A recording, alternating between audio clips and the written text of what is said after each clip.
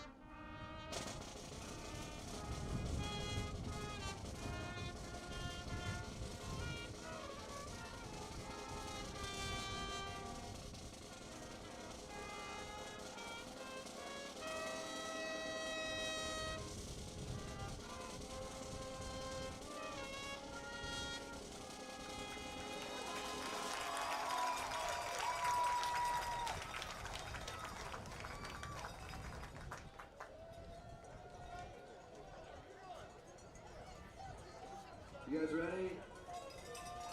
All right, Hawk Nation, on your feet. Please welcome to Jack Ryan Field, your Bishop Hartley Hawks.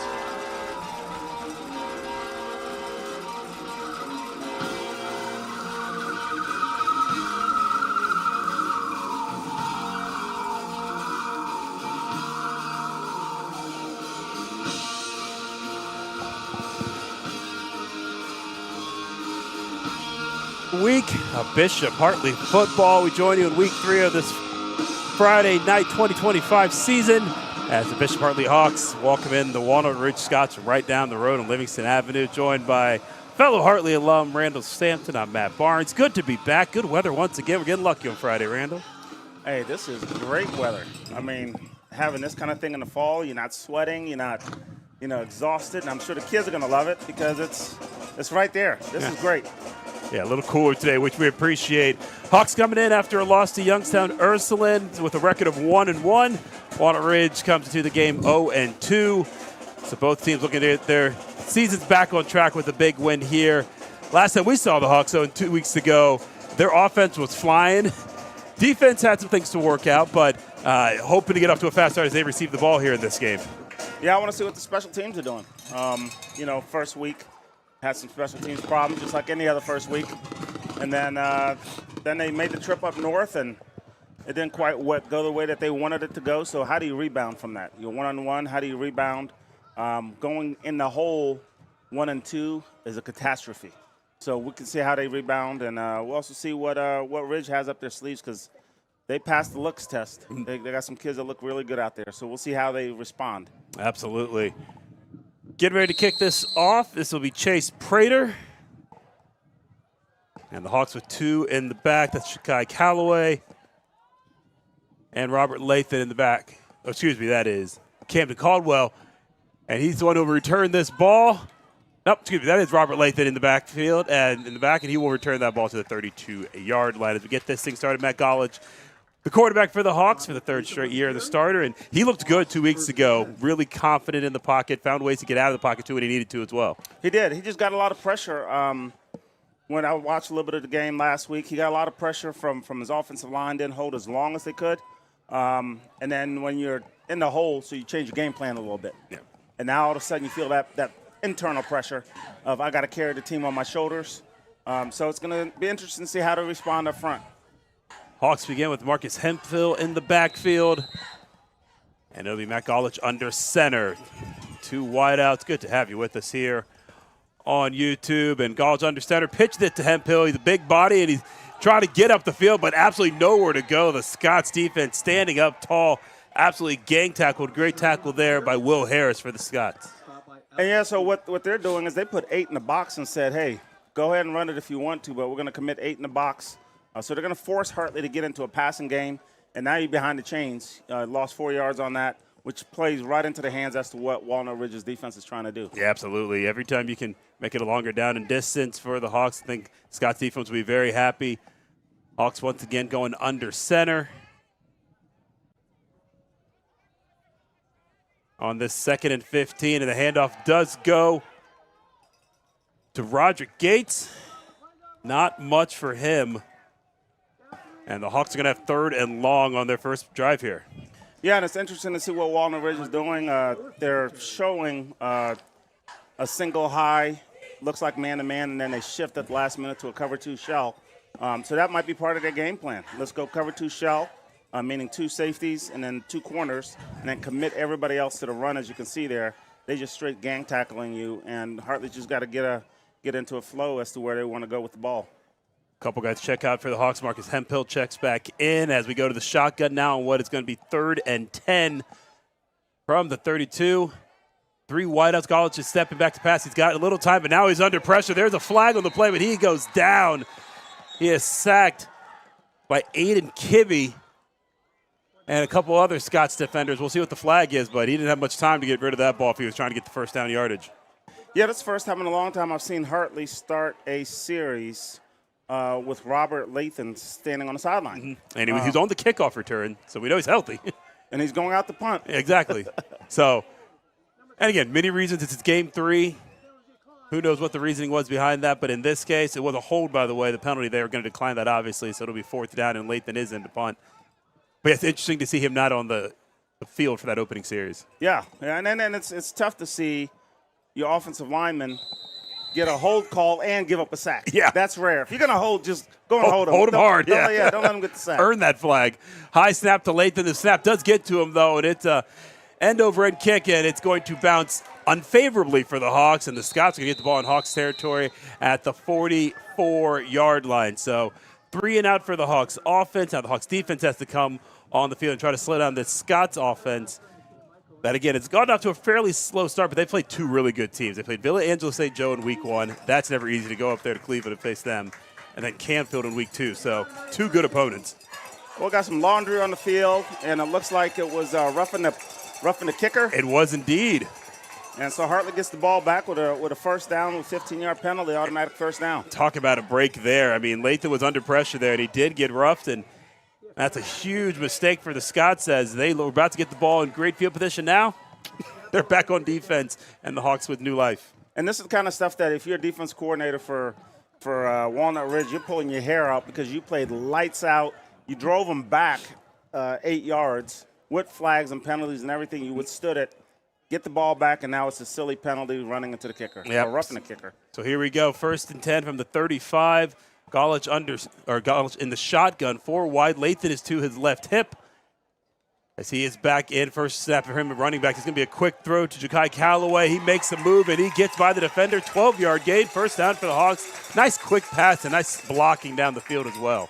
So Hartley's offense made that adjustment after that last series, and Hartley said, let's spread them out so they don't pack everybody in the box. Let's fake to our running backs, just run a quick little bubble screen, basically just a toss sweep, get guy out on the edge, make a move, and gain some yards, and we got a first down going. Yeah, Javier Napier, I was just going to say might have gotten away with the hold, and I guess he did not get away with it. I'm not seeing these flags because that's the 3rd one of the game already and 2nd one I haven't seen. So they did call him for a hold, as you might have seen in that replay. And so this will be 1st and about 17 now. So not the best start for the Hawks offense. You see the flags, and they're going backward and not forward. And I think this is what Hartley has to do right here, just kind of spread them out, get in your 3 or 4 receiver set, and see if you can find some seams. Golich under center. He's going to hand this off to Lathan. And, boy, the Scots defense standing strong yet again. That's Abram Davis, number 21, getting to Lathan first in the backfield. Hartley offensive line with some work to do to slow down this Scots front 4, 5, 6. Like you said, they're kind of stacking the box here. Yeah, they're stacking the box, and they're getting off of their blocks quickly, right? So they're engaging and getting off, which is the key to a well-coached defense. And this is part of the game that we haven't seen yet from Walnut Ridge. First couple games, they didn't look this way, but they have some fire in their belly coming out. A good game call by their defense coordinator. Yeah, you knew they'd be fired up. They're 0-2. Like you said, they're just traveling right down the road, so they're in comfortable surroundings here on the east side. But they want to win just as badly as the Hawks do. So Hawks got to show off. There are 4 wide receivers on display. Hemphill at tight end. Gall at the shotgun snap. It's a tight end screen, but Hemphill with nowhere to go. He catches the ball and immediately is hit. That is number 0, Kaishawn Davis for the Scots, and this will be a 3rd and really long for the Hawks offense. Great play call to design, but you have to execute at a high level. Offensive line didn't hold long enough. Wide receiver didn't come across to get that block right there. So you get that block, maybe you have a chance, but they also had 2 or 3 other guys around the ball. Mm-hmm. Yeah, Ja'Kai Callaway missing that block, and that gave Hemphill no chance. Right when he catches the ball, guy at his ankles immediately. So 3rd and 20, you airing this out here. You're going to play conservatively. It's only the first quarter, but at the same time, don't want to make a big mistake here. Yeah, 3rd and 20, you got to just air it out. Let one of you guys go vertical, hope for a pass interference, keep the stakes moving. The Hawks definitely have guys who can make a big play like that. Gall is well under pressure this time, and he goes down. Wow, look at the speed from Michael Smith. He chased down Gall and grabbed him by the ankles for the sack. And 2 possessions for the Hawks here, and it's been 3 and out both times, and this time just great defense pursuit by number 10. Yeah, and that's the problem. You got a offensive lineman that has 2 people to block, so you have to choose which one am I going to block, and that becomes tough, and then it flushes them out into the side where the running back's also blocking. So it creates a lot of pressure. Great defensive play calling so far by Walnut Ridge, surprisingly, and got a lot of athletes that are moving around up front. Yeah, you can see they've got some speed on the edge, and they are getting by the Hartley offensive line fairly easily. So Hawks with some work to do on that front for sure. 7:47 here in this first quarter, and the Hawks have negative total yards, not positive. It's Lathan back to punt. That first snap was really high. This one's high as well, but he does get off a punt. It's a low line drive. Decent distance as it is picked up by Nehemiah Goodlow. He's heading to the right side, heading toward the sideline. That is Chase Zhang, who grabs a hold of him and wrangles him out of bounds at around the 32-yard line. And yet again, there's some yellow on the field. Can't see what the initial indication is from the official. It's about a 10-yard return for Goodlow. It looks like they're trying to call it downfield somewhere. Yeah, something that the Scots going to keep the ball, it looks like. I don't even know what that signal is. He put 2 fists together. I don't know what that, but maybe that's a new signal. Is that some kind of illegal hit to the maybe. head? And then he pointed like it was against Hartley, but it clearly is against Walnut Ridge because they're, well, you know what?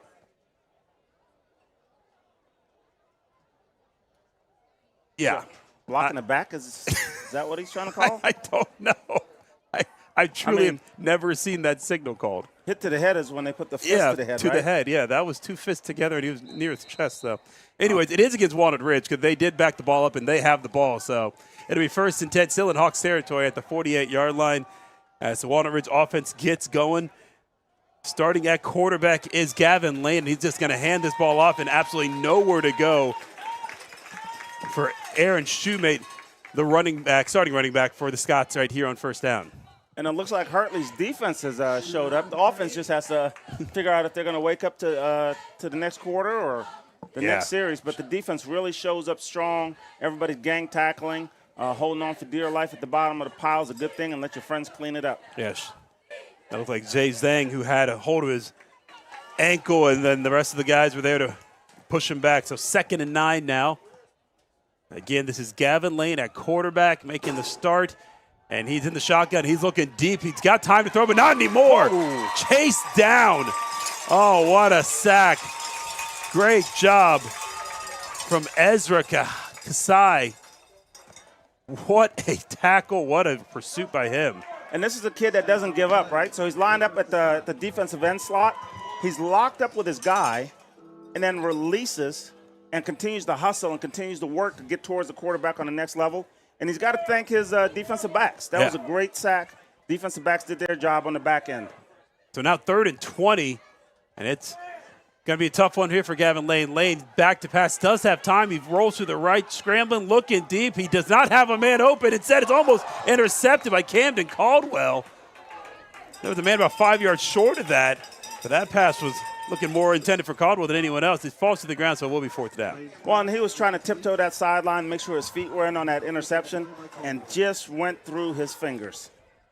So we'll see here how good the Walnut Ridge punt game is. As you see the Hawks get just enough pressure on it to make Gavin Lane a little uncomfortable. And again, this is not their usual starting quarterback. And I like how Hartley's game plan, they also have a spy on the quarterback, so Zhang stepped up to keep the quarterback from running. So this is Lane, the quarterback, now also punting the ball. Good snap and pretty good kick as he punts it to Lathan, who is down the field. He takes it off of a bounce at the 20, makes a couple of men miss, and let's see if he can make any more miss. Breaks a couple tackles before he's finally wrestled down at the 35-yard line. Good return for Lathan as he gets by 3 or 4 people first. And the Hawks defense gets what they need at 3 and out after what was a sluggish start on offense. Yeah, and this is hard. You're cutting across field, so you're chewing up about 30 yards going sideways. But he made a good turn on the corner right here and try to get a couple more yards to go. So now let's see what this Hartley offense has in store. Oh, wait a second. Another penalty. Excuse me. This one was on Walnut Ridge, though, so this will bring the ball up 15 yards. So some 15-yard variety. Yeah, so some kind of personal foul, maybe a face mask, something like that. So what would have been a start at the 35, now the Hawks get the ball at midfield. That's great news for them as they try to get this offense back on track. Let's see if they hand the ball to Lathan more, if they maybe try going to the outside, because up the middle wasn't working in the first drive at all. No, and I like that they have trips up top, spreading everything out. Let's see if they can get some angles. Golich hands it off to Lathan. They do go in between the tackles, and he pushes forward for a good gain. That's 5 yards. Not bad for the man who broke the all-time rushing yards record here for the Hawks in week 1 with almost 300 yards rushing alone. Yeah, and this is what you want right here. You got 4 against 5 up front, and then you get to the next level, linemen again to the next level to the linebackers sealing off. And you get a good 5 yards like that, and you just keep pounding them with these body shots, and then eventually it'll open up. Absolutely, yeah. The offensive line doing great work there. The same formation here. Lathan again to the left hip of Golich. He takes the snap. He hands it off to Lathan, but absolutely nowhere to go this time. Gang tackle by Kaishawn Davis, Michael Smith, as well as Abram Davis. So the Scots ready for that play. Only a gain of 1. Yeah, and that's one of those tough reads from the quarterback where you got in the instant you have to figure out, do I pull it? And that defensive end came crashing down, and he should have pulled it. He could have had some yardage on the outside. But that's a good setup for the next time. So that's something that they'll talk about up top. You got to think here, 3rd and 4, you're in 4-down territory at this part of the field, so you can definitely keep it running in the playbook here if you want to with Lathan, see if you can pound it to get that first down or make it a 4th and short. Also have 2 wide receivers to the right and the left of Golich, who is in the shotgun once again. He takes the snap, hands it off to Lathan. He's got room to burn, and he does easily get that first down yard. He's about a gain of 8, and the Hawks have their first down of the game. And this time it was the exact same play. The quarterback read it correctly. He said, okay, I'm going to give it, because that defensive end is not crashing down. As you can see at the top of the screen, he reads the quarterback, and boom, 21 was half a step too late. And by that time, you got a speedy running back in the middle, first down. James Terry leading the way on the offense. Man, he just pushed this guy back about 5 yards, it seemed like. So 4:09 and counting here on a very fast-moving first quarter. I'm not used to this after what happened 2 weeks ago. 3 wideouts to the left. You don't want to stay until 10:30, Matt? I really don't want to, no. Golich in the center. I'm saying Golich in the shotgun. This one's going deep. He does have a man, but the pass a little overthrown to to Jonathan Quarty. And so that's an incomplete pass, and it'll be 2nd and 10. And the offensive line did a lot better job protecting on this play. And this is where you get the running back steps up, does a good job blocking, and you at least got a shot at this 50-50 ball, and letting your receiver also play some DB too to make sure it doesn't get intercepted. Absolutely, yeah. The Scots had a defender back there, but Jonathan Cordy had a couple inches on him, so why not throw it up and see if he can bring down a big catch. 2nd and 10 now. Ball at the Hartley 36. And once again, they're packing the box. Yep, and again, this is setting up for a screen pass here, and it's going to be incomplete. You saw the Scots defensive line flying in once again. Golich knew what he was doing there, but that pass just not on the mark. Yeah, so, the offense got to hold the block a second longer. A little bit longer, screen. yeah. Yeah. Yeah, you're letting guys just go through. I mean, it's a screen. You got to at least give a little bit of a punch and then go. And it's hard for the screen to develop when he has to get rid of the ball so quickly. And in that case, it was tipped. But Lathan, even if he catches that ball, has absolutely nowhere to go. No. So here we go, 3rd and 10 after a couple of incomplete passes. 3 to the left again. You've got Isaac King, the tall wide receiver to the right side, bottom of your screen. This is a handoff. He pulled it from Lathan, and Gollage goes nowhere. So he had the decision to keep the ball, but frankly, whether he handed it off or kept it, I think he had the same result, which is the loss of 2. Yeah, and I don't know if that defensive end crashed that forced him to pull it. But if we look at the top of the screen right here, if he hands it off, he's got him. It was a stunt. So it looked like the defensive end was crashing, but he was on a stunt where he comes across the face on the inside, and then defensive tackle loops around. So it looks like he was crashing.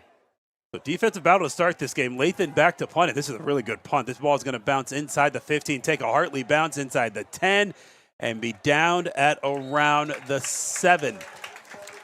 So good punt from Robert Lathan as the Hawks at least pin the Scots inside the 10. But again, Hartley's offense, a little slow to start. Lot slow to start. So they have to figure out what their identity is going to be for this game. Get out of this game alive. I know it's only first quarter, 3 minutes in, but you're not seeing that continuity like you saw the first week. Yeah, I mean, first week he was handoff to Lathan, and it was going to be 5 yards to 50, it seemed like. And that was in a win over Elyria Catholic. But the Scots defense, again, this is what happens when you go from week 1 to week 3. You've got some tape now on some of these teams. You've got some players that have been under the lights now a couple weeks. They're more prepared for what to expect, and the Scots clearly look prepared on defense. So 3:04 left in this first quarter. Scots running one more player on. That'll be their 11th guy with 4 on the play clock. Let's see if they can get set in time. 2-1. This clock is not going to – the clock will be stopped because Austin Traylor, the head coach for the Scots, calls the timeout before the play clock expires. That'll be the first for the Scots. Got to give a shout-out to Austin Traylor. He's the interim head coach because he found out he was the head coach about 2 weeks ago. Oh, man. Rob Wheelwright was the coach of the Scots, former wide receiver for the Scots, also went to go play at Wisconsin. He had to abruptly leave the job, and Austin Traylor, who also played Division I football and for Walnut Ridge, steps in. But you step it into a team late, and, he was an assistant coach. He knows the kids. But that's a lot to take on in week 1. And he's doing a great job, getting adjusted and everything. And I tell you what, Matt, this game reminds me of when Hartley played Whitehall in 1991. Oh, yes, I remember it like it was yesterday. I was 5 years old. There you go. So, and Dick Geyer was the coach, and crosstown team just right down the street, and they were 0 for 20 coming into Hartley, and we kind of just, didn't think twice about them, and they capitalized and hung in the game and capitalized. They ended up winning something like 6-3. And that's the thing. It's like this isn't a rivalry by any sorts. These teams don't play each other very often. But most of these kids, they've probably seen each other numerous times in the neighborhood or out of different camps. They're both on the east side, so you knew the Scots were going to come ready to play, even if it looked like Hartley was the prohibitive favorite. 3-yard gain here on the first down run. That's Aaron Shoemate. And when you have kids that know each other, so they're down on the field talking to each other, that kind of stuff. And when I say it reminds you of Whitehall, when you have a guy, James Reese, who knows the guys from Whitehall, and you're jawing and you're talking, and it's fun versus focusing on the job at hand. So then it becomes a battle, and you're entrenched in it. And the same thing happens here. These guys know each other all the way back to grade school. For sure. Gavin laying down the shotgun. 4 wide receivers for him, and he's going to the left sideline. Great defense by Camden Caldwell, even though there is a flag as he was trying to keep LaShawn Saunders from catching that ball. He did catch it for a first down, though, at the 31-yard line, so this flag likely to be picked up. Was that a back shoulder throw? That was a back shoulder throw, nice. And I think Caldwell got called for the pass interference, and he thought it was going to be more of a go route. Get another look at it here. But nice catch. Yeah, they both were fighting back for the ball. That's good defense, and you take that all day long as a defender. That way you don't get beat on that deep route. Yep. So it is the first down for the Scots. That's their first down on offense. As they'll, again, decline the penalty because the catch was made by LaShawn Saunders, 6'2", 180 wide receiver, so he's got some size on him. And the Scots move the chains via the air. Let's see what they have in store for this first down play with 2:12 to go in the first quarter. And it is another handoff. And this is a good gain for the running back this time. It'll be about a gain of 8. Handoff to Daquan Galloway this time. And I'll tell you what, I'm impressed with their technique. Watch this guard pulling around. Right guard pulls around, number 55. Really good technique coming around. And boom, he gets right up in the chops of the Hartley player. Yeah. So you're looking at this team like, wow, this is an interim coach. Yeah. And they're well coached right now. 2nd and 2 now, and here's a handoff. And once again, it's Galloway. This time he gets through the line, and he's getting good yardage. That's a gain of more than 10 before he is tackled at the 46. And the Hawks defense getting gashed by the run game in a couple plays here. And the guy's making a couple cuts in the hole. So when you got a guy that has that kind of vision, make a couple cuts in the hole, you think you got the whole stop one place, and he jump skips to the next place. And we'll say the Scots, while they do huddle, they huddle quickly, and they get onto the line fairly quickly. It's 22 on the play clock, and they're about ready to go as Gavin Lane takes that shotgun snap. He's under pressure, and so he's going to throw this one deep. It's not a bad throw, but it is going to be incomplete. He was pressured there by LaRon Golden, who came off the right edge and made him maybe throw that ball a little faster than he wanted to. And if you're a quarterback and you see your wide receiver backpedaling in your throw, you're like, oh, no. Oh, no. Not great. No. And the defensive back had an eye on it, so he had a chance. So it was a 50-50 ball on either side, and it just fell incomplete. Absolutely. So 2nd and 10 now for the Hawks. And again, fast-moving quarter. 1:13 now in this first quarter. Scoreless so far, as you can see, as the Scots try to keep this offensive drive going. Gavin Lane fakes the handoff, and he's going to keep it this time. And look at those long strides. He can move.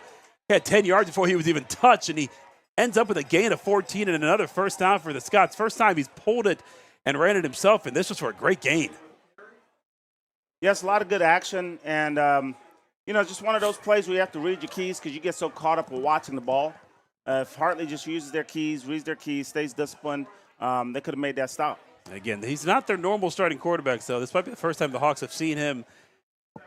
But this kid's an athlete, as you can see. Gavin Lane with the 14-yard gain, 1st and 10 at the Hartley 41. This ball is dropped, and he does pick it up. Lucky bounce. It went right back to him. Oh, man, that could have been awful for the Scots offense after getting some momentum. Instead, the Hawks do tackle him after the fumbled handoff here. It looked like he was trying to pull it, but running back hit it. Yeah, you got to love it when both defensive ends get back there and it's a party in the backfield. You get a good little sack back there, and both of you looking at each other like, is that my sack or your sack? Nice job by Gavin Lane to make sure he grabbed that ball first, though, because that could have been absolutely awful. That'll be the last play of the first quarter, too, as we are winding down the clock inside 10 seconds, and that was a very fast-moving first quarter, and both teams with the ball a couple of times and could not find the end zone, but the Scots are on the move now. We're at the end of one. Bishop Hartley 0, Walnut Ridge 0. You're listening to Bishop Hartley Football.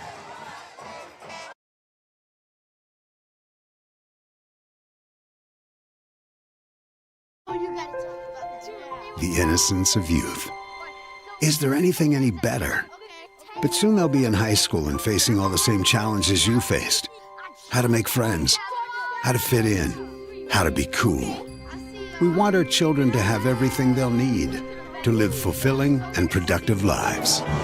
Make sure the kids in your family are among the more than 350,000 participants here in Ohio who take part in high school sports.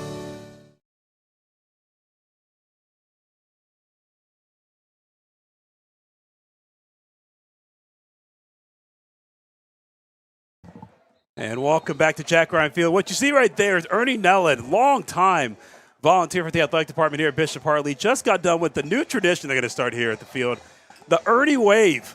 There with the Hawk there in the end zone. Again, he's been volunteering for 35 years. And so if you're heading to Jack Ryan Field for a game, make sure you know at the end of the first quarter, look toward that north end zone and give Mr. Ernie a wave. And I tell you what, man, 35 years, that's impressive. It is impressive. I mean, he's just a stalwart when it comes to Bishop Hartley athletics. You always see him here with a smile on his face, greeting everybody. Just absolutely loves being here with both the students and the parents, the staff. I just can't imagine any Bishop Hartley event without Ernie there. And there he is, enjoying, taking all that adulation as he deserves. And Hartley has a new Hawk, too, on top of that. How about that? This is awesome. All kinds of new traditions. They retired the Hawk that we had when I was in high school. That thing had been around for 20 years, so it probably smelled inside. I was inside that thing a couple times. It gets a little musty. Just as you can see, there was a hold on that second down play, but it didn't go for anything. So the Hawks are going to decline the penalty, and this will be 3rd and about 17 as the Hawks defense tries to shut down the Scots offense here. Yeah, that was number 8, Bryce Wells from Hartley. Had a heck of a rush in there, put all kinds of pressure on, and he's a pretty good kid, and I like watching him. He has good motor, good size, and he's really lethal with his hands on the inside. Well, let's see if he can get to the quarterback again this time. No, and this time they are going to hand it off on this 3rd and long play. There's already a flag on the play, so this may be coming back. And for the Hawks, they hope so, because that was a great run by Goodlow, just going out the left side, real blocked, but there was a flag. And it is going to be a hold. That is the indication on the Scots. So a lot of yards, but 10 of them going the other way as that flag is on Walnut Ridge. Yeah, and the Walnut Ridge is calling a great game. They're getting Hartley in the soft spots. They just can't execute at a high level. Oh, yeah, this one 55, just absolutely mugging the defender there. Shakir West Rogers. And that is where the flag came in, and that nullifies what would have been about a 30-yard gain on what was a huge play for the Scots to possibly keep this drive alive. Now, instead, it's about 3rd and, 28. Yeah. Not many things on the play sheet for 3rd and 28. Well, this is where you got to turn the engine on if you're a defensive end. Well, they are passing, and Gavin Lane is looking. It's going to be a short game, but he dropped it. Incomplete pass to Tyshawn Davis. Would not have been a first down, but would have at least made a 10-yard gain. So it'll be 4th down. The Scots are going to have to punt, and the Hartley defense doing its job. They let him get past midfield, and then they shut him down. Yeah, and Hartley's got to do a better job maintaining the edge. Defensive ends is crashing way too hard, and that quarterback's fast. Yeah, we've seen that already. When you let him outside, or if you give him some vision down the field. So you have to have lane integrity when you rush this kind of a quarterback, or else he'll make you pay the price. Yeah, we've got to be careful with that, especially also those read option plays. Got to be really smart about where they rush. So it will be a punt once again. It's Chase Prater with the punt. It's not a long one, but it will be effective as it takes a Scots bounce, and it is still rolling inside the 10, the 9, and this will be down to around the 8-yard line. So Hartley will be backed up on offense as they begin their next offensive possession. They had something going in the last one before it got stalled out. Haven't done a lot of passing. It's been a lot of running so far, and Lathan hasn't really gotten going yet. Well, and you're looking at a team that comes in 0-2, interim coach, your quarterback's out, they're shuffling players around, and here we are, 0-0 in the second quarter. Yeah. Who would have thunk? I know. This is one of those games you can already tell that both teams are kind of filling each other out, but at the same time, there's just some really good defense being played. Yeah, and you're one play away. So on either side, somebody's going to bust a play, but you're one play away from changing the whole dynamic. Ball spotted at the 8-yard line. They give it to Lathan. He gets past the 10, pushing forward, trying to get a couple more yards, but the Scots' white wall of uniforms push him backwards. So it'll only be about a gain of 3. Actually, they're going to give him a little bit more than that. They've called a gain of 5, but he did push that pile a little bit further than that. Yeah, our offensive linemen have to stay engaged on their blocks. They're letting the blocks slide too fast, too quickly. But once you get locked in on your guy that you're blocking, you got to stay with him. 2nd and 5, 10:53 left in the second quarter. Golich hands it off to Lathan. He goes up the middle again. Pretty good gain here. Will be just shy of the first down. Looks like maybe they're going to give it to him. Yes, they do. He gets exactly the 5 he needs. So the Hawks in 2 plays get the first down and get out of the shadow of their own end zone, which is nice as they maybe try to get the passing game going now. Yeah, that was a heck of a block by senior Josh Beatty. He came down on a double team, and really they both just stuck with their blocks, and it created a huge hole for the running back to get through. Yeah, you can tell they're really trying to run behind Beatty and some of these linemen. So Lathan again with the ball, and he is tripped up. Nice tackle there by Tyshawn Davis. I've mentioned his name more than a few times on defense already. He's not a big kid, but he is not afraid to put his head in there on these run plays, and he cuts down Lathan after a gain of 1. You know, Walnut Ridge is playing with a little attitude, a little chip on their shoulder, like, hey, what do we got to lose? Yep. We're 0-2. let's just go in there and ball out and see what happens, right? And this is their Super Bowl. Today is their Super Bowl. It is their playoff. It is their everything. It is their East Side bragging rights. Well, the thing they're doing, they're focusing on the run. They're going to make Hartley beat them through the pass clearly because they are selling out for the run. Look how many guys are in the box here. We don't have a wide angle here, but you've got 10 guys within 5 yards of the line of scrimmage. So the Hawks this time fake the handoff to Lathan. Plenty of time for Gallage to throw. He's going to roll to the right now. Is he going to run or pass? He is going to pass, and that pass is low, intended for Jonathan Cordy. And but that time looks like there was some kind of a mix-up with the wide receivers. You got two receivers in the same spot fighting for the same ball. The route tree broke down maybe on a scramble. They're scrambling back towards the quarterback. Everybody's trying to make a play. But there was plenty of time. Offensive line did a fantastic job that time containing their blocks. And Gallage had an opportunity to run there. It wouldn't have been for many yards, so I don't think passing the ball was a bad idea there. Just low throw, and like you said, two receivers in the area made it tough there. So 3rd and 9 now. So Lathan to the left side of Gallage. Couple of receivers stacked on the left and right side. Gallage is going to throw it quickly. He's got an open man, but it's over the head of Marcus Hempill, and that's hard to do because he's 6'4". But that pass just sailed on Gallage, and that'll bring up 4th down. Yeah, Matt, sometimes I wonder about when you have a tall receiver like that, and if you overthrow him, how far up did you throw that ball, right? Yeah, that pass definitely off the mark from Gallage. And I wish he knows he wishes he had that one back, and that was going to be caught around 5 yards short of the gain, and he had a blocker in front of him that might have let him get that 1st down yardage. So instead it'll be a punt. Once again, Lathan with the back of the 5. That ball bounces to him, but he does safely get the kick away, and it's going to be out of bounds at around the Walnut Ridge 42. So the Hawks, again, the offense not exactly clicking just yet. And kudos again to the Walnut Ridge defense. They are selling out on the run, and they are slowing down this rush attack from the Hawks, and it's working so far. Yeah, and it's funny because the ball bounced back on the snap, and the Walnut Ridge kid sees it, and Lathan picks it up, gets ready to punt it, and the Walnut Ridge kid stops. Because he's like, wait a minute, is this a live ball? What's going on? Can I still block it? How much can do you he think still punt it? How much of that do you think is also they didn't want to rough the punter again? How much did the coach say don't do that again? Don't do that again. Yeah. Please don't give up another 15. Just let him punt it. Let us get our offense back. Bishop Hartley's principal, Chris Kowalski, coming in the booth. We'll talk to him in just a second. It's Walnut Ridge. Starts their next possession with 9:30 left here in the second quarter. That is still Gavin Lane in the shotgun. He gives the handoff to Aaron Shoemate, and again, Shoemate was just nowhere to go. Great tackle that time. Looked like Hempill right in the middle of the fray, grabbing his ankles, and it's only going to be a 3-yard gain. Well, Chris, good to have you here. Yeah, thanks, Matt. How you doing? Great, doing great. This game's going faster than 2 Yes, weeks it ago. is. I Yes, it appreciate is. that. Just got to get some points on the board for the Hawks. No doubt. We got a big week next week, though, don't we? With Yes, Hawkfest. no, Yeah, I that's was always say fun. we got a lot of things going on between homecoming. We reestablished Founders Day for right around September 11th and September 12th. So it's already kind of a lot of planning goes into it months at a time, and very excited to have everybody back and to celebrate the current students as well. Can we talk about that wave, by the way, from Ernie? How Yeah, cool that is was- that? that was special. I'm going to love that That was tradition. special. How special is he to this? No, it school? was great. Someone, Doc LeMay asked me, he goes, hey, is he retiring? I was like, I think Ernie's retired 3 or 4 He's times been retired. now. I was like, but my man keeps coming back and giving from his heart and soul. And so I just thought this was a beautiful thing that, Andrew decided to do here. Yeah.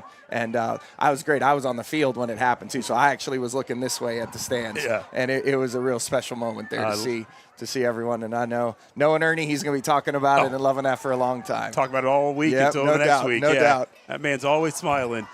That second down play was an incomplete pass. There was a flag on the play, and they're going to walk this one back and take the 10-yard or 5-yard penalty. So Scott's going backward here. How have the first 2 weeks of school been? They've been great. No, they've been great. Second year in our block scheduling and feel like already it's hard to believe we've only been doing it for 2 years in that regards. Some great new additions on our faculty and staff as well. I mean, as our student enrollment, we're just under 800. Hard to believe. We're at 770 to start the year. And just we're off and rolling some great energy. One of the focuses from all of our pillars this year has been kind of spirit, and I think that's evidence. As that's Gavin Lane with the long pass and completed to Nehemiah Goodlow. And that'll be a huge game for the Scots, who move it inside the 25-yard line. and it'll be 1st and 10 for them. We're going to have to lock in here in the red zone. And we've seen that. The Hawks defense has locked in when they've needed to in this game so far, but this was a beautiful throw. They got behind both Hawk defenders there. So now they know at least. Got to cover that deep ball down the field. So it's 1st and 10. We have 8:14 and counting on this second quarter clock. Still no score, as you can see. Have Lane in the shotgun. And this is going to be a handoff to Shoemate off the left side. He's got a little room there, but great tackle by Chase Zhang. Chased him down from the back, but after about a 6-yard gain. We got to talk about the Grotto, too. Very, very excited. We're going to have Bishop Fernandez here coming up this week to celebrate our Founders Day. And, we've laid out kind of a master facilities plan and programming plan a couple years back, and the Grotto's the first edition. Recommend anybody here, who gets a chance to head out there, especially at night. It all gets illuminated up, and Mary's as gorgeous as ever. As the bedrock of our community, it sits right behind the chapel, which is the center point of our campus, as you know, and it's just what a beautiful and sacred addition to our campus. I love that. I've seen the pictures. I can't wait to see it in person. As the Hawks call timeout here on defense, gives us a chance to once again talk about Hawkfest. Hawkfest is a fun event, though, isn't it? Yeah, no doubt. It really kind of, hard to believe we're on the 15th year of the house system. And when we started the house system back then, we kind of created, we had like that chili cook-off and cornhole tournament, I enjoyed being a judge of that chili cook-off. Yeah, absolutely, right? I also love it when it's a little cooler out, too, so it doesn't violate the soup season rules we got going. No, it is just, it has turned into such a beautiful community night that it always tends to be around homecoming, too, so you're welcoming people back while celebrating those that are here, and just a beautiful mix of the alums and the current families. And there's a little something for everyone. You got the food trucks that come in a little bit earlier. Wasn't sure if I was getting in the dunk tank again this year. I think I'm ready to go if they throw a curveball at me. So. Right, exactly. But I don't think we got the dunk tank this year. But that's usually a staple every other. It's just it's great for young and old to come out and be one with the community. Big fan of it. Yeah, it's 4:30 to 6:30. So if you're coming out to the game, make sure you get here a little early. Leave work a little early. You don't need to work. Just come over to Hawkfest, 4:30 to 6:30 before the kickoff. Well, and the homecoming festivities, too, are happening right before kickoff there as you go. well. Yeah. As we got both bands ready to go and a cheerleading act. So, the halftime's a little packed, so we're going to make sure that those kiddos get a chance to be with their families and get in front of the whole community as well. I love that. Another timeout by the Hartley defense. So back-to-back timeouts as they try to figure out what they want to do here on the second down defensive call here.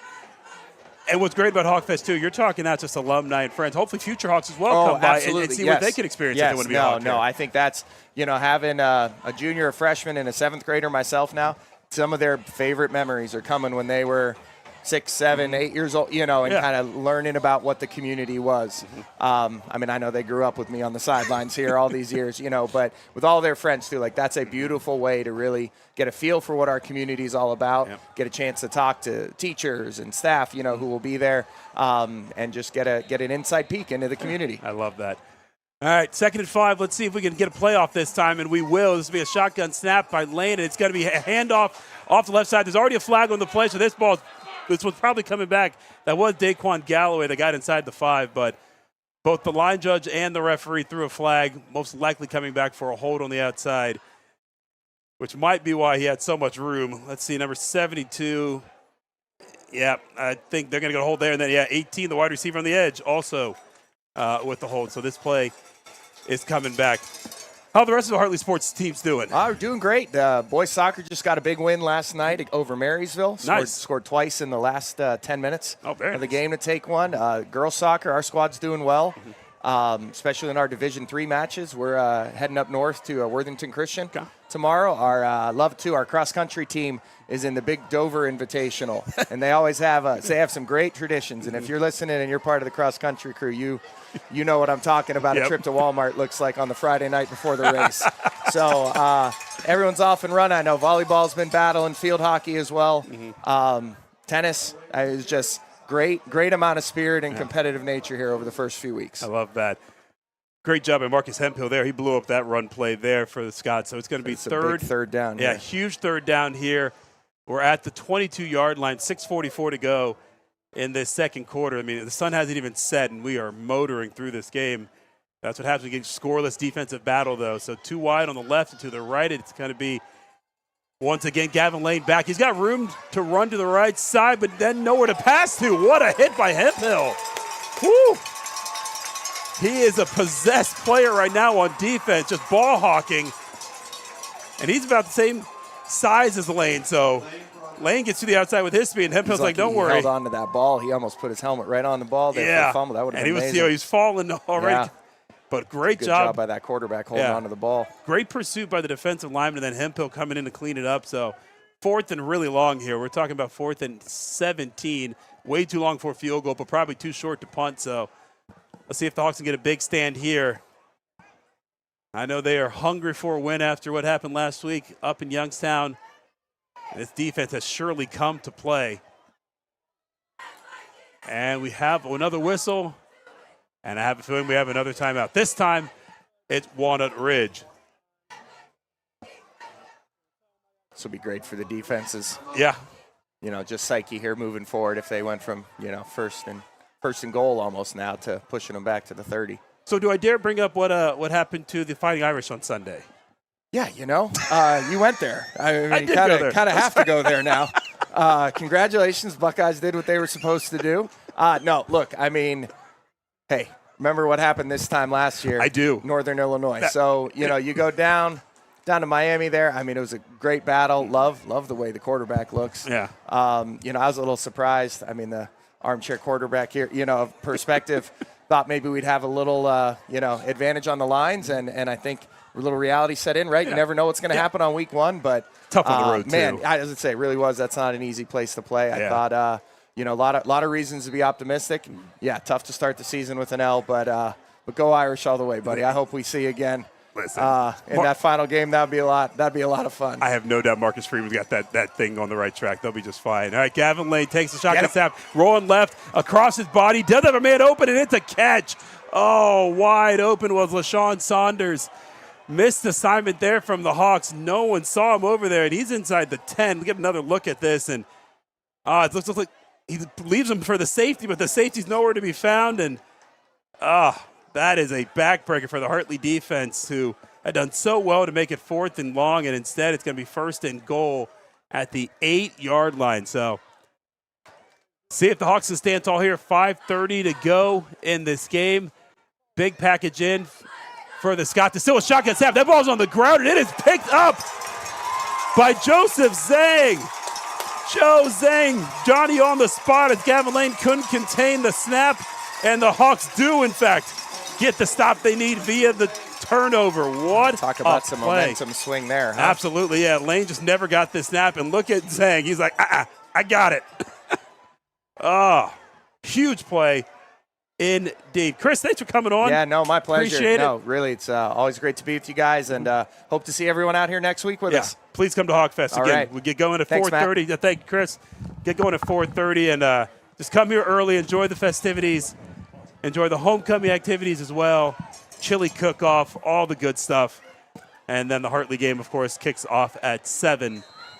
Well, Matt, I tell you, you could tell Zhang comes from a big family. Right. Because when he dove on the ball, he twisted his shoulder like he got that lamb chop at home. Oh, yeah. Nobody's getting this from me. You know he's a wrestler, too, so come on. That whole Zhang family is.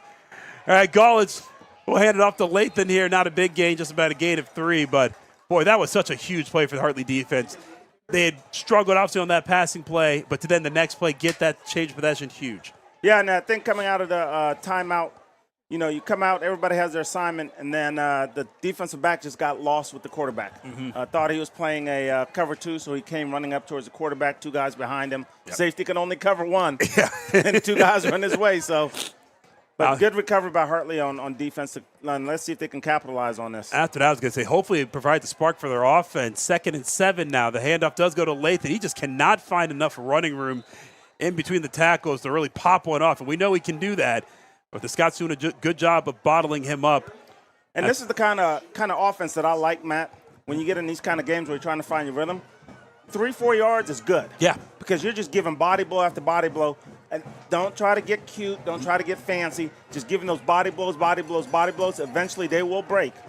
Well, 3rd and 4 here. Let's see if they decide to run it or they decide to pass. We've seen this formation a couple of times. It is a quick throw to Hemphill. They've done this before, and this time he cannot avoid the tackle. Oh, man, great job once again by the Scots on the outside.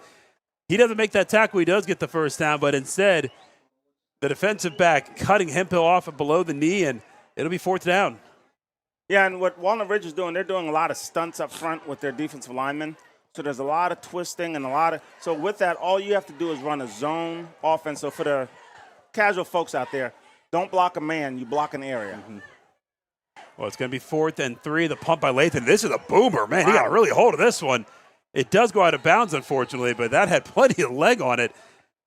So the Scots are going to get the ball around midfield, maybe a little more into their territory. We'll see here where they decide to stop it.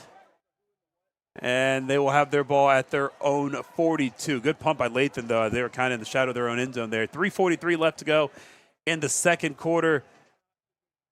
I guess I'm a little surprised. I thought there'd be a little bit more offense on both sides here, and instead the defense has really decided to show out in this first half. Well, it's a field position ball control game, like Coach Geyer would always say, like Coach Birch after him would say, and everybody knows it's field position ball control. So you have to be able to, in these kind of games, every inch is going to matter. And it has so far for sure. Shotgun snap goes to Gavin Lane. He hands it off. That's Goodlow, and Goodlow has nowhere to go this time. Great job by who else? Number 45, the stalwart of this Hartley defense, Jay Zhang. That linebacker is everywhere. Yeah, and this is what you call reading your keys. And he is slashing right through the gap. He's running downhill chasing. So he's right there, the middle linebacker. He sees it, he hits it, he finds his alley, and he's chasing right down. Defensive end did a good job containing. Now, they're going to have to start calling these holds on the outside. Yeah, and they've called a couple, but that one also looked like a hold as well. But Zhang, what a great vision there that time, just darting right to the running back and catching him from behind. So 2nd and 13 now. It's Goodlow in motion. He goes to the left, Lane with the ball, back to pass. He's going deep. It's a high rising ball. And this one is going to be picked off. What a catch. Oh, with the 1 foot in. How about Roderick Gates? But there's a flag on the play.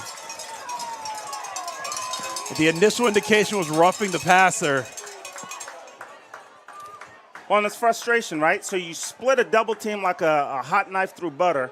And by the time you get to the quarterback and he releases, you got to hold off. He held the quarterback and then spun him to the ground after he released it. Oh, boy, just a brutal call for the Hawks defense that just got a huge momentum-changing play. I mean, Gates went up and got that ball, found a way to get 1 foot inbounds, too. It's amazing. But about 25 yards behind him, the roughing the passer nullifies it all. So 15 yards for the Scots. They move across midfield, keep the ball with 2:51 to play here in this second quarter. And that's a momentum killer because that defense had the mo going. So let's see if they can recover this series. Absolutely. Excuse me. That's Gavin Lane in the shotgun. He's running left. He is getting chased down, and that ball is loose. They call it a fumble. He's chased down by LaRon Golden, and it is recovered by the Hawks. Oh, man. And this is the kid I told you. He has a motor that doesn't stop, and that's why he's at that defensive end standing up, and he's just crashing down the line of scrimmage, and he says, look, I'm not going to let you go. So I'm wondering if he tried to shovel past this thing or if it actually fell out of his hands. I'm not sure either way. That was Jay Zhang, of course. Johnny on the spot getting that fumble recovery. So the Hawks, after a unfortunate roughing the passer penalty that nullified an interception, get the turnover on the next play on the fumble recovery. And they get the ball right about where they intercepted exactly. So it's all good for the Hawks offense. Now they're at the Scots 48, 2:43 to play. Tough snap for Gallus to corral, and that blew up the whole timing of that play. Michael Smith brings them down for a huge sack on first down. Yeah, and this is the change that you have to make as the offensive line coach. We have to go to a zone block because now your center is snapping the ball and trying to reach for that person.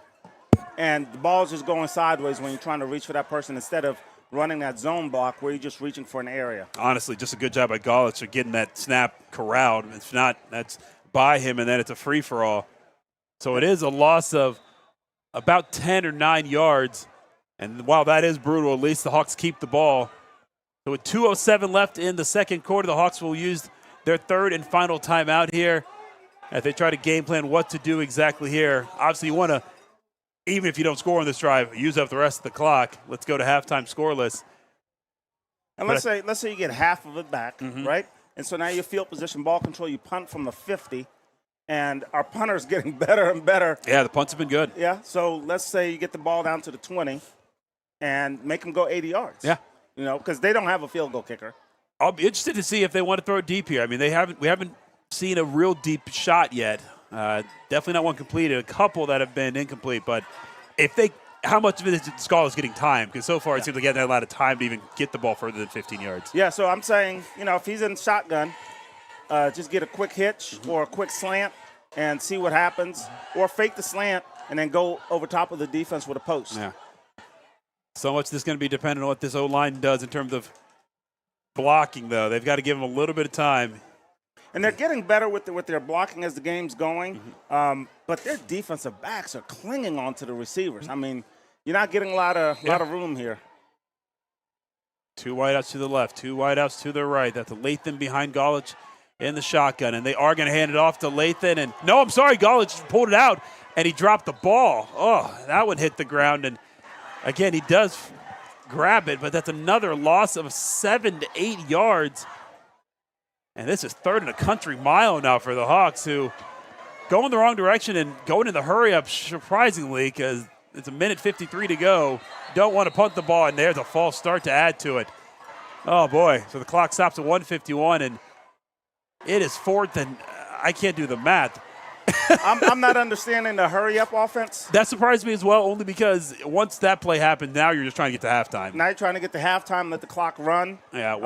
Punt the ball, field position, let them go 70, 80 yards if you can. But now you're putting kids into a situation where you're hurry up, which is not what you're accustomed to at this stage. Oh, you jump off sides. Yeah, that's not. So how many yards have we gone back in this series, Matt? Oh, I mean, this series started at the 48, and now they've gone back 22 yards. Whew. This is 3rd and 32. Fumble, penalty. Got to think this is just a run play. Shotgun Golich. They are going to do a quick screen pass to Ja'Kai Callaway. Makes one man miss, but not anymore after that. He's trying to stay in bounds, and they do keep the clock rolling because he goes out of bounds, falling backward, not going forward. That will keep the clock rolling at 1:36, 30 on the play clock. And he actually had a little bit of yards here. If he read this right and cut the right way, if he would have cut it in, but you're seeing all this traffic coming from inside, so you don't want to cut that way. Your instincts tell you not to, but if you go outside, that's where the guy's being blocked. So you have to cut it in, make a guy miss, and he could be off to the races. Again, smart play by him, though, to not go out of bounds, because that would have given the Scots a reason not to call their timeout. Instead, they do call their timeout here with 90 seconds left in this half. So they're out of timeouts, but they will get this ball back pending a penalty of some sort, because this is 4th and 32. This is where you need a great snap and you need a great kick from Robert Lathan. Cannot afford any big mistake here on the special teams and give the Scots any reason to believe they can drive on a short field and get points on the board before half. Yeah, and I've been watching this punt team. Their back line, they're kind of just stoically standing there because Ridge hasn't been rushing. Mm-hmm. So I don't know if Ridge is going to try to open that gate up and really try to rush it this time. And you're right. This would be the time to just go after the punter, right? Because if you get a penalty, whatever, this is only going to be a 15-yard penalty. You're still leaving Hartley a long field to go. So let's see what they decide to do. Only one man back. They do not rush. They set up for the return, and Lathan's going to punt this one out of bounds. Probably going to be around the 40-yard line, so we'll see where the official spotted after they do their mechanics. But with 1:24 to go, still no score here. They will spot at the 41. Walnut Ridge will have a chance to at least try to get some points on the board. At the same time, if you're them, you've got to be careful. They've shown they are able to turn over the ball a couple times, whether it's interception or fumble. They have to be smart here as well. Yeah, 0 timeouts left. You got to work the sidelines. Hopefully get a first down, stop the clock if you can. But if you're Hartley, your defense has had a lot of momentum now. And those defensive backs are like, okay, I'm going to take one to the house. Yeah. I'm going to pick one, take it to the house. And that might be a breaker that you don't want. Yeah. Gavin Lane has shown he can throw the ball down the field, but both of his passes that he completed for long gains came on just missed coverages. He has definitely thrown into double coverage and some well-covered receivers. Let's see what happens here. First down play. He is throwing it deep. This is a well-covered play. It almost picked off. That's Roderick Gates. Great coverage indeed. He was trying to hit Chase Prater, his tight end, but that was not open at all. And that's the coverage that you want, right? He's right in his hip pocket, and the quarterback has to put this thing on the money in order for this ball to be caught. And this DB did a great job playing the ball, and he's right there, so that's great coverage. I want to see our four defensive linemen now. They got a good push that time, made the quarterback a little bit uncomfortable. Now they have to really start screaming after him. Those defensive ends have to come charging downhill. The one thing I'd be worried about, too, is just see if Gavin Lane uses his legs to get a first down here. We saw he's got some speed to burn, so don't get too far upfield and let him run. Two wideouts to the left and right. It is shotgun. They do stay in their lanes, and it is a quick pass, only 9 yards. So it will be third down. Pass complete to LaShawn Saunders. So it will be third and short. But the clock stops at 1:15. And Hartley basically said, hey, we'll let you have the underneath stuff. If you want to get out of bounds, that's on you. But we're going to let you get the underneath stuff. You're not going to get over top on us. Absolutely, yeah. You prefer him stay in bounds, but at the same time, third and short, nothing wrong with that if you're the Hartley defense. So here we go. 3rd and 2. He has all day to throw, but not anymore. Now he's got some pressure. It's a pretty good throw, but it's incomplete. Aaron Shumate could not corral that ball. Hit him in the hand, then dropped to the ground. So decision time now for Austin Traylor and the Scots with 1:09 to play. Again, neither team has a timeout. But do you dare? Yeah, do you dare punt the ball here? I'm sorry, do you dare go for it here and give the Hawks a short field? No, you got to punt the ball. Because your defense has been playing with lights out, right? I would think. You got to punt the ball. There's no substitutions being made here, and I think they're deciding what they want to do. Yeah, and that pass breakup, that was Matthew Milley Jr. Did a great job flashing in front of the guy, and that's all it takes, right? So when you're a wide receiver and there's a guy flashing, you bat one little bat, and you're missing the ball. Scots are lining up to go for it, so here we go. There's a flag, and the play clock was not dead, so I'm not sure what the flag is for. It's a false start, even though they just lined up, so that's a little surprising. Wait, what? It's a little surprising only because they literally just got to the line. So now, Matt, you and I call the game down the middle. We don't try to homer it. No. We call it down the middle. But when a team breaks the huddle and runs up to line up, how's that a false start? I don't know. I'm truly getting, and it couldn't be an illegal snap either because the center had just put his hand on the ball. I thought maybe it was a legal substitution last minute in. No. There's false start. Yeah, they had the same 11 on the field, so there wasn't anything there either. So with 1:09 to play, it's now 4th and 7. Let's see if that changes the mind for Austin Traylor. Is he going to stay uber aggressive and try to go for this? There's 8 on the play clock now, so this is most likely going to be a delay game unless they go quick here. 3, 2, 1, 0 on the play clock. The flag is out. It will be a delay game. I think if anything, Traylor was trying to get the Hawks to jump offside by that quick run to the line of scrimmage. It didn't work. And so this time they will punt. So a little cat and mouse game there. Hawks disciplined, though, and not jumping offside there, giving them back that 4th and 2. So it's 4th and 12 now. Let's see. Maybe a punt return will give you the first score of this game. Got Robert Lathan back to return this kick. That'll come from Chase Prater. And once again, the Hartley defense stood up. Yep. They stood their ground on this. They're battling. It's just the offense can't find the rhythm. Yep, that's exactly right. Plays. Can't find the rhythm so far. Prater has not had good punts so far this game, and this is a pretty decent one, frankly. Lathan's going to catch it on the fly, though, and let's see what he's got. He catches it at the 30. He's already at the 40, and he's got speed. He's inside the 50 down to the 46 of the Walnut Ridge Scots. So with 56 seconds to play, the Hawks, now they have a decision to make. How aggressive do they want to be as they try to get points on the board before the half? Well, you got to work the perimeter because you don't have any timeouts. And then maybe you throw a slant, get a first down, stop the clock, everybody lines up. And they got the false start out of their way, out of their system now from the last time they tried to do a hurry up. Boy, I'd love to see if they can give Gaulich a chance to throw it deep to one of his receivers. It was Javier Napier, maybe Ja'Kai Callaway. Jonathan Cordy can get on. Jonathan Cordy's on the bottom of your screen. He's got single coverage there unless the safety rolls over. We'll see what happens here. They do spot it at the 45, so 1st and 10. 56 seconds to go for the Hawks. They are going to throw, and this pass is completed. Not much room, though, for Roderick Gates, who only gets a gain of 5. He's in the field of play, so this clock is rolling, 45 and going.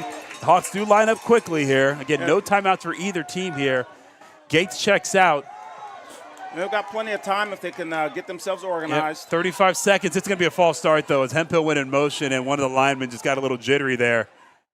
So with 33.1 seconds, they are going to go right back to the original line of scrimmage. So that 5-yard gain nullified just by that 5-yard loss on the false start. And the clock will roll because it was a false start. So Golich will get the play call in. Not sure how aggressive Coach Melly wants to be now, though, as we're inside 25 seconds. 10 on the play clock, so they do have to get a snap off. They can't just run this to the rest of the half.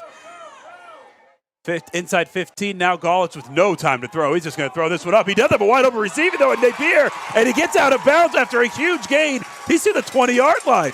And with 8 seconds to go, the Hawks have a little life here if they want to try to get a score.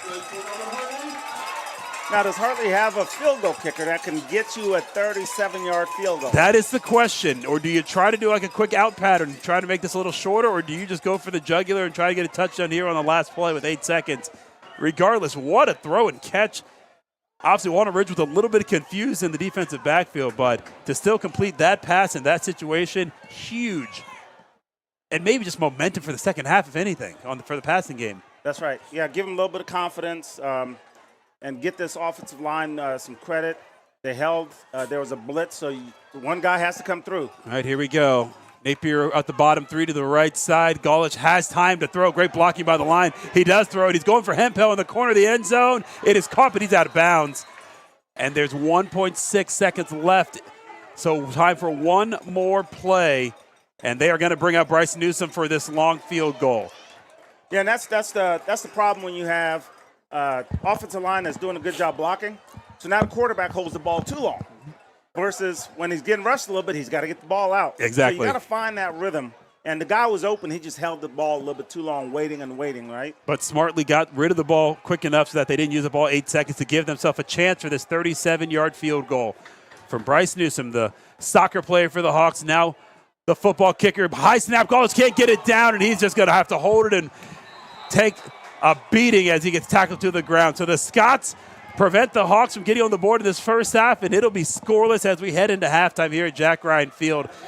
The special teams, you want that operation to be clean, and that time when you need it to be, it was not. And that's the thing we talked about at the beginning of the set is I want to see how the special teams respond. And because with special team, there's more than just a punt. There's more than just the kick return. There's the kickoff. There's, field goal. There's extra point. All of the stuff that goes into special teams. Yeah. Multiple iterations to score and also multiple iterations to not score. Yeah, and obviously don't know if Bryce Newsom had the leg to get it up and over, but we know he never got a chance because they couldn't get the snap down. Now, Matt, this is a situation where you have to ask your dad. This is almost like the OJ song. Your body's here, but your mind is on the other side of town. The Hawks are here tonight, but their mind is still on that loss from last week. They have to shake this coming into the second half. And I tell you what, kudos to Walnut Ridge. They came in here ready to play, and they have held the Hawks off the scoreboard, and they are a team that can get on the scoreboard quickly, but not tonight. 0-0 at halftime. We will take a break, and then we'll show you the bands here. Walnut Ridge and Bishop Hartley going to play here at Jack Ryan Field. Thanks for listening to Bishop Hartley Football.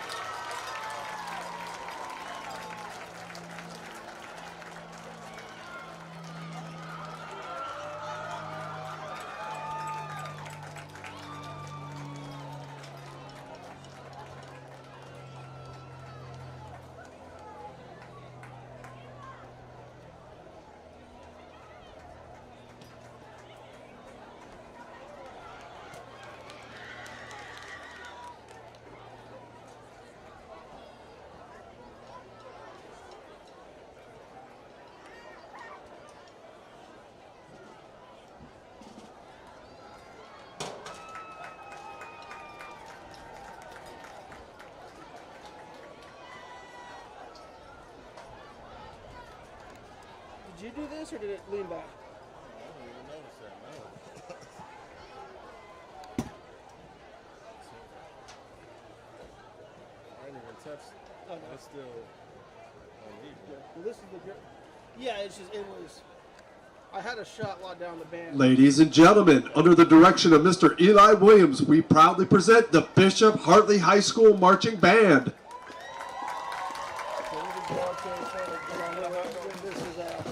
From an ogre who lives in the swamp to a fan favorite superhero, the BHHS band does it all. Grab some popcorn and get comfortable. We're going to the movies.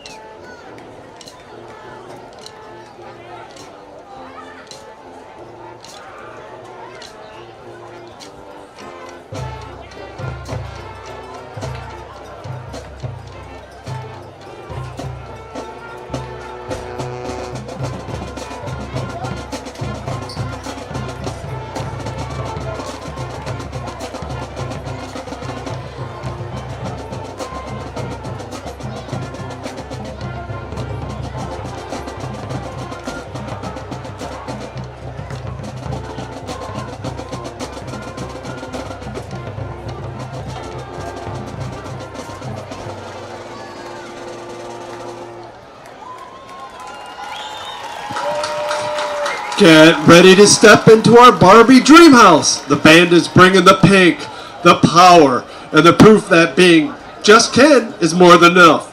Please enjoy I'm Just Ken.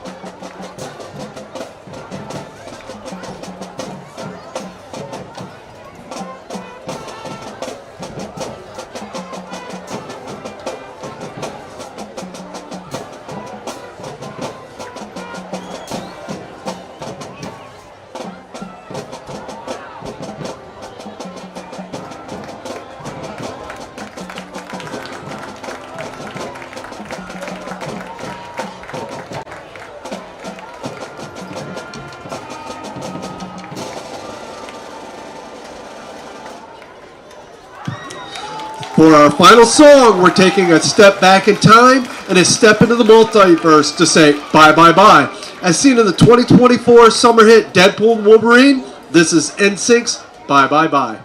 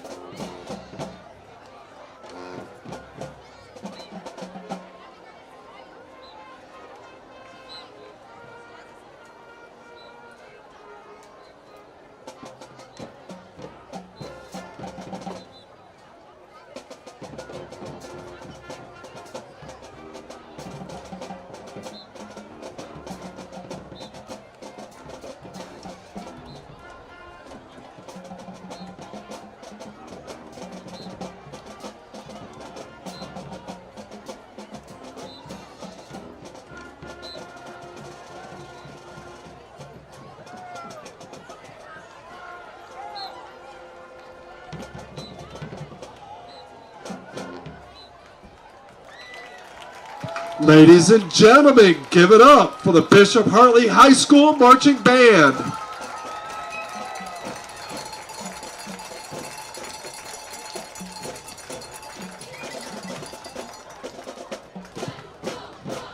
Ladies and gentlemen, reach into the wallets, get out that orange ticket. It's 50-50 time. Orange ticket 180386. Once again, orange 180386. If you have that ticket, please come to the press box.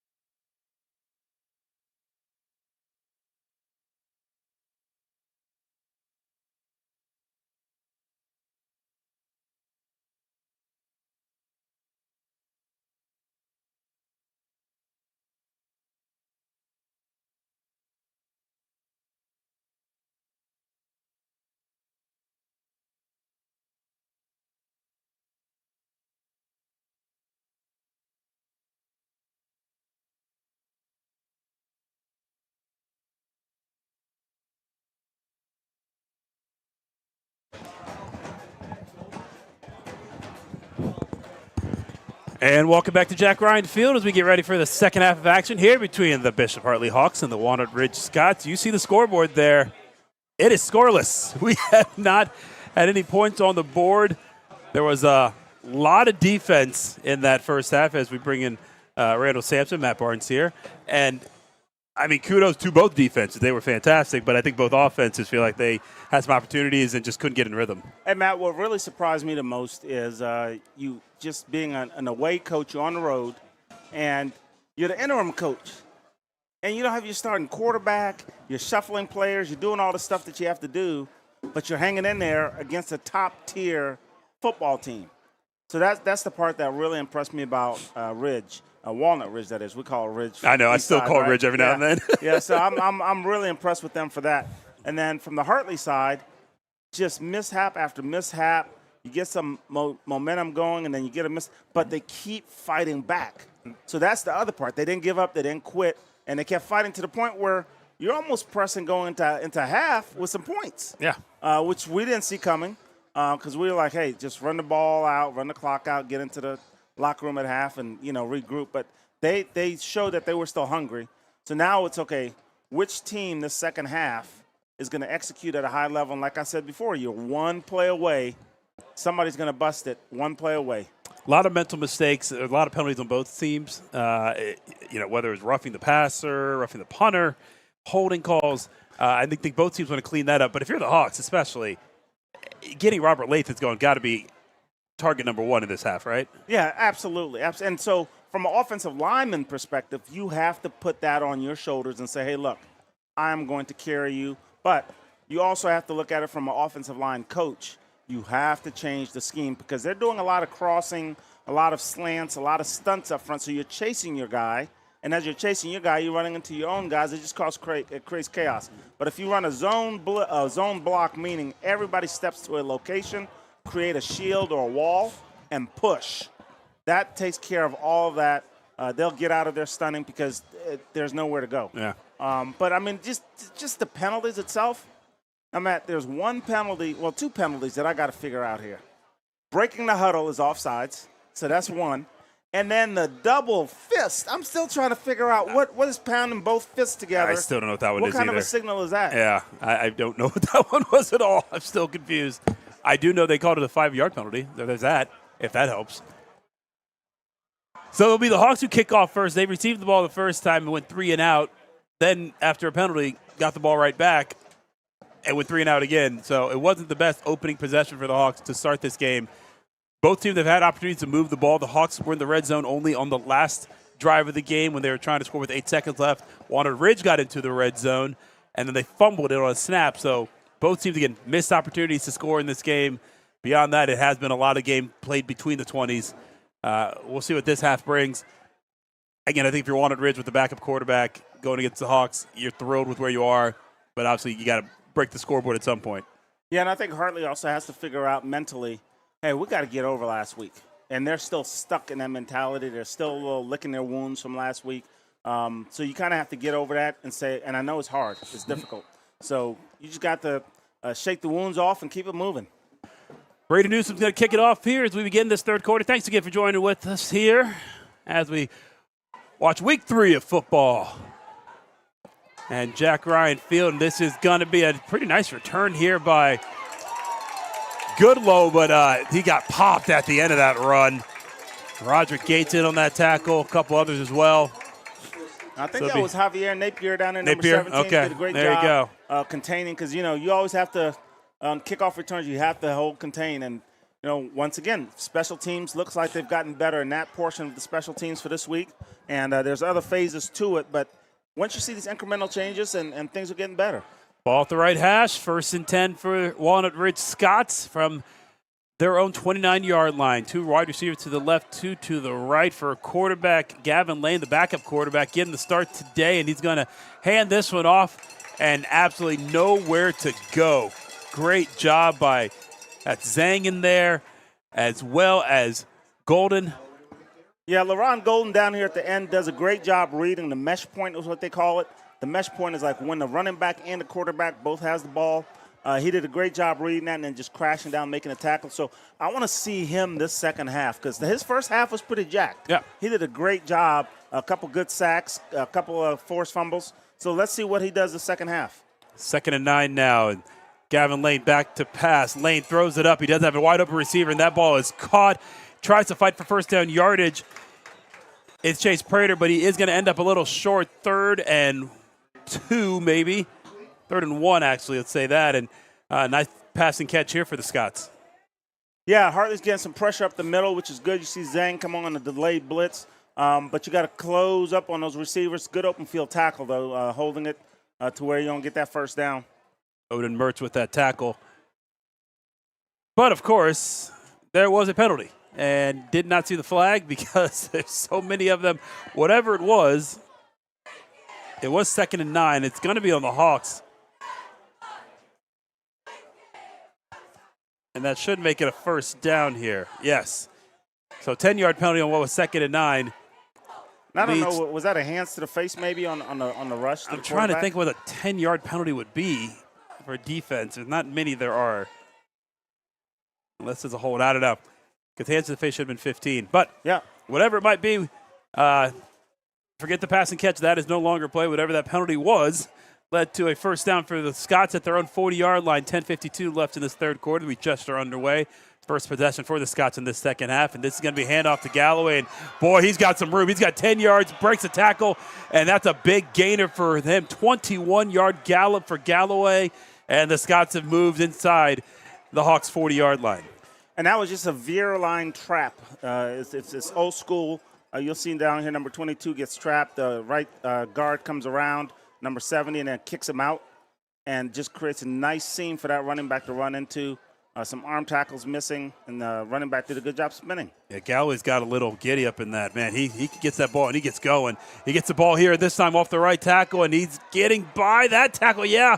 And that's going to be another first down for Galloway. That's Daquan Galloway. 12-yard gain this time, and the Scots in 2 plays get 2 big first downs. They're inside the 30.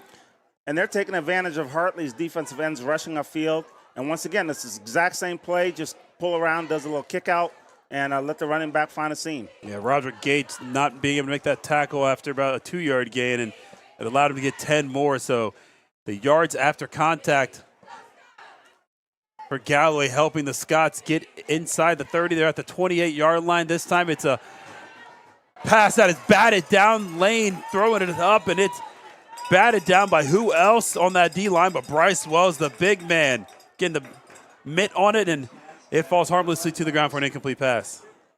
And you got to love those tip passes because, you know, when that ball's up in the air, it's anybody's ball. You can tackle a guy. There's no pass interference, but it's finding the ball because once you tip it, you don't know where it went. But good pursuit by that D-line. You couldn't get to the quarterback, at least get your hands up and affect the passing lanes for him. So after 2 big runs from Galloway, they decide to put the ball in the air. Nothing doing, so 2nd and 10 from the 27. That is Galloway still on his right hip as the Scots look a little confused here with man in motion. 5 on the play clock, so they got a little bit of time here. And they're still confused, so they're going to call an early timeout here in the third quarter. Hate to use those timeouts early in the second half, but the Scots know this could be a big possession for them, and they want to get it right as they are moving down the field here.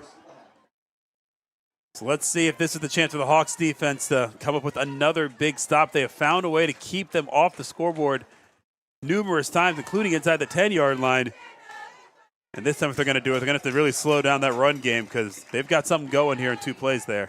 Yeah, and I'm loving the push that Bryce Wells is pushing in the middle. So it's creating a lot of pressure.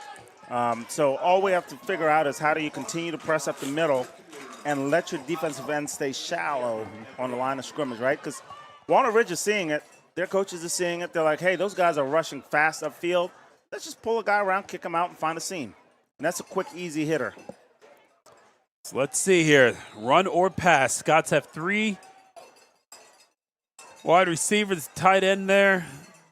Chase Prater on the right side. They move Galloway, shuffle him to the right side. Prater in motion now. Lane with the pass. It is complete to LaShawn Saunders, and he's got a first down and more. He's giddies up inside the 10. Great short pass, and then all of that. It's a yards after catch from Saunders, who had great blocking ahead of him for a first down. And Hartley just got outmaneuvered on that as far as the play call is concerned. I thought they were going to throw a flag. Number 22 turned upfield before the ball was snapped a little bit. He started arcing up upfield because he wanted to get that kick-out block. But it puts you in a limbo when you have 2 against 1 out there. 1st and 10 at the 10-yard line. Scott's going quick, and they will give this ball to Galloway. He cuts inside the tackle, and that'll be a 2-yard gain, leading to 2nd and goal. Nice shot by the Hawks defense there, bringing him down. Demir Frazier among the tacklers there, bringing down the running back Galloway. So again, the Scots have been here before. Last time they did, though, with a shotgun snap, Lane fumbled it, and Joe Zhang recovered it to thwart that drive. And this is the time when your defense has to step up again. Defense has done a great job so far. Let's see if Walnut Ridge makes some adjustments, because the last time they came down, the turnover cost them. Shotgun again for Lane. He has the ball. He is rolling right. Nowhere really to throw the ball. And he just dumps it in front of his wide receiver. That was going to Will Harris, but he really wasn't open. So smart move by Lane, just dumping it and live to fight another down. 3rd and goal from the 7-yard line. as the Scots, again, knocking on the door, but this is the hardest part, and now that field is so compacted and not much room to go or to really look at and see for Lane as he tried to roll out the pocket and find a wide receiver there. Yeah, and you got 4-down territory here, Matt, I suspect. I don't know about their field goal kicker. We didn't even see one warming up. No, we did not. And their first kickoff wasn't bad, but I got to think if you're here, you're going for it anyways. You want the touchdown. Yeah. And I'm looking, are you going to pull the guard to do a kick-out block again and try to find a lane? I'd give it to Galloway personally. He's been hot on this drive, but they're not going to. Lane's going to throw it. He had it up in the air, but that ball again tipped. Oh, man, he did have a receiver wide open right at the goal line, but ball never got close to getting to him as it was tipped at the line of scrimmage. 4th down, and let's see what Austin Trejo, the head coach, decides to do with the Scots. And that's that pressure up front. Once you get that push up the middle and get enough bend, and then now you have a lineman that just kind of puts his hand up and box it down. Yeah, that was Bryce Wells again. He's really being really cognizant to make sure he gets his hands up if he can't get to the quarterback, and I like that. So here we go, 4th down. And it is going to be Lane rolling right. He's got a little time to throw. He fires it. It's a high throw, and it's incomplete. Way to break it up. Odin Mertz on the defense. Will Harris was the intended receiver, but Mertz said not today. Hey, and that's a great job using your hands instead of your body, because the temptation as a defensive back is I need to jump in front of this ball, and that's where the pass interference comes. He just reached his hands in there instead of his body. Yeah, really nice job. Just knocking it down with his right hand. No chance for a flag for pass interference there, even if they're appealing for it. So turnover on downs, and with 9:08 left in the third quarter, we remain scoreless. For the second time, the Scots get inside the 10 and come away with 0 points. But it's field position ball control. So you got to go 95 yards. With this offense has been anemic all day long. So let's see if they can put something together the second half. We shall see. Galich under center this time. He has Lathan in the backfield. He does get the ball. He goes to the left side. He made a nice cut there. It won't be a large gain, but it will be a substantial one to get about 5 yards and get them away from their end zone. Now, Matt, I'll tell you what really got my juices flowing on that play was the offensive line. Man, the offensive line shot off the ball with some intention. They took some guys back on skates. You see Zhang over there, and I like it. You're one block away from really doing some damage. Yeah, that's one where if you're Robert Lathan, you're like, man, if I could just break that tackle for Will Harris there, I might have 10, 15, 20 yards, or with his speed, he might go all the way. But regardless, a good first down gain there. Galich remains under center. Lathan still in the backfield. You have to pitch back to him. He goes off the right side and just really nowhere to go there. Does fall forward, though, for some more yards. But the Scots defense not allowing Lathan to get those 10, 20-yard gains. Instead, he's got to have to work for every yard he gets. And I'm loving this because it's all body blows. So your man against my man, and let's move the ball up the field. Let's get our 4 or 5 yards and continue to get first down. So now you're in third and 2. And you're in a lot better situation than in previous when you were going backwards, losing 18 yards a clip. Alex Stewart and Chase Prater on that tackle. So here we go. 3rd and a long one. And Galich remains under center, kind of a bigger package, only 2 wide receivers. Galich is going to just push forward himself, and that's going to work. That's enough for a first down. So it's not pretty, but it's effective. It's a gain of 2, and the Hawks keep the chains moving, the clock moving, and this drive continues with 7:40 to go. That was highly unconventional, a 2-yard quarterback sneak, but it worked because it caught the defense off guard. And it's nothing we've seen yet from Galich this season, so it's nice to see that is in the playbook. And sometimes all you need is that yard. Just push, line push, and let your quarterback go get it.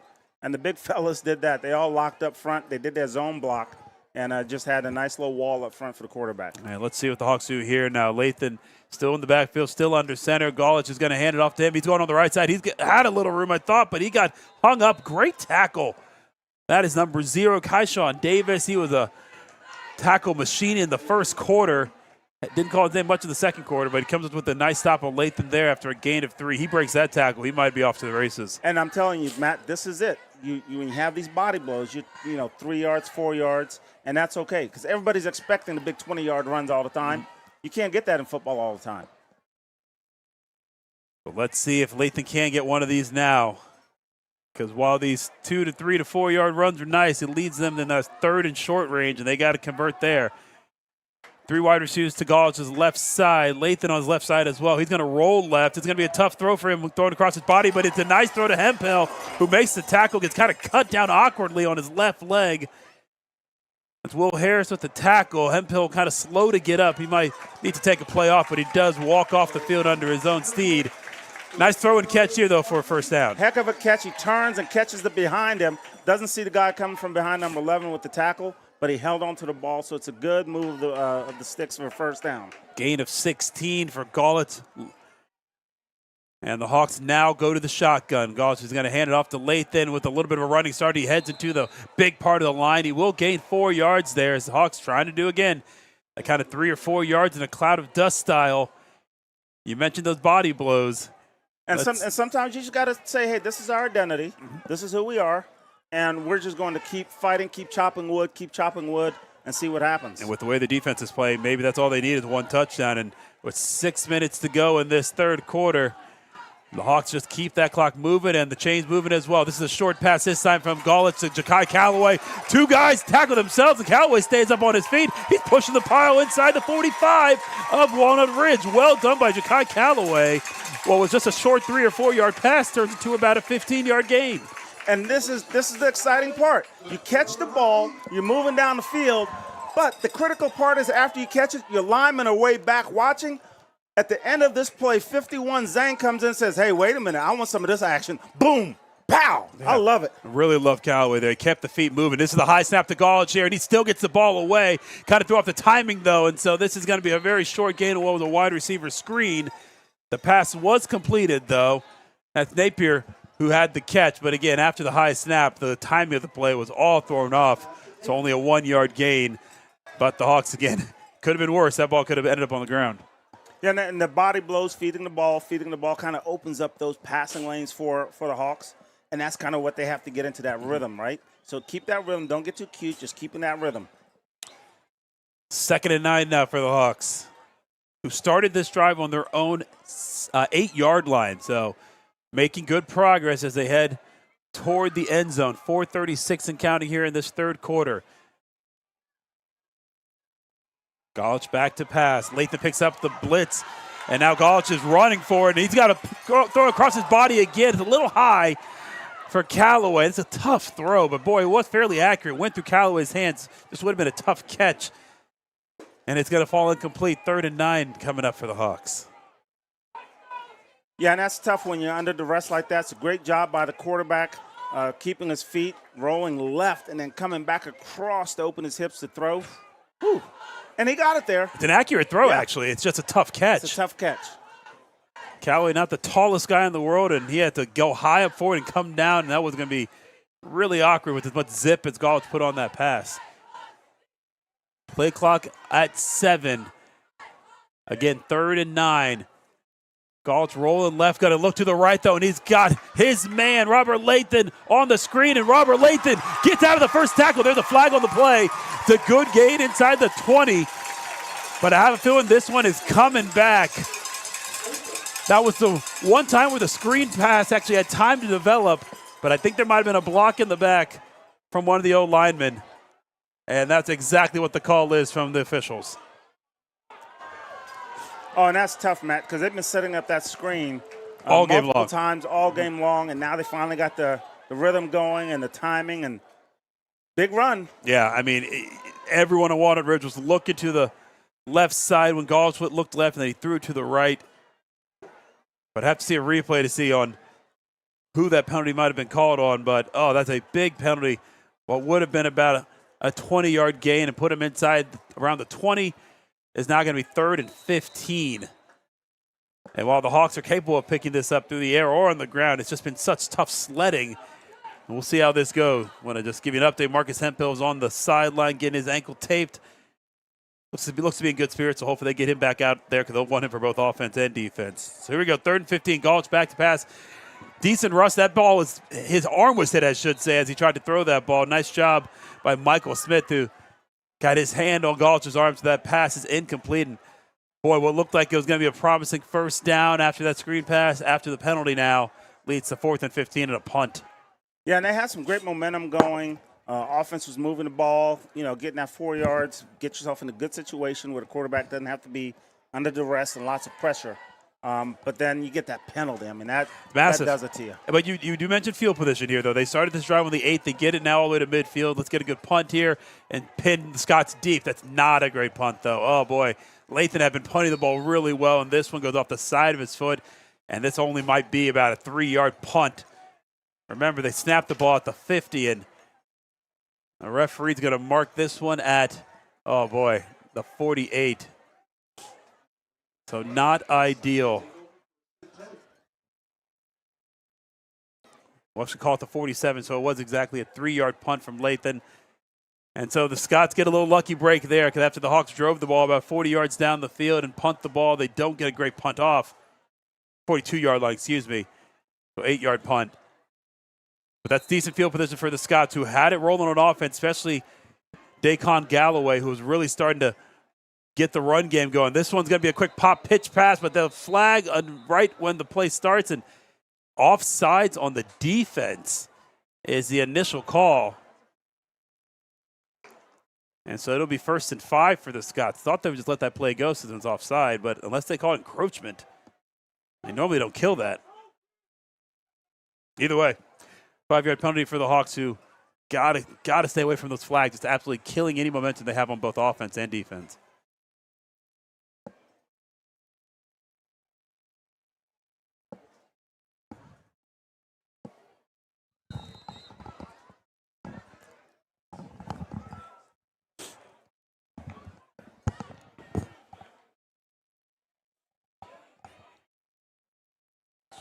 So it'll be 1st and 5, 3:46 to go in this third quarter. The handoff to Galloway had a head of steam as he went into the line.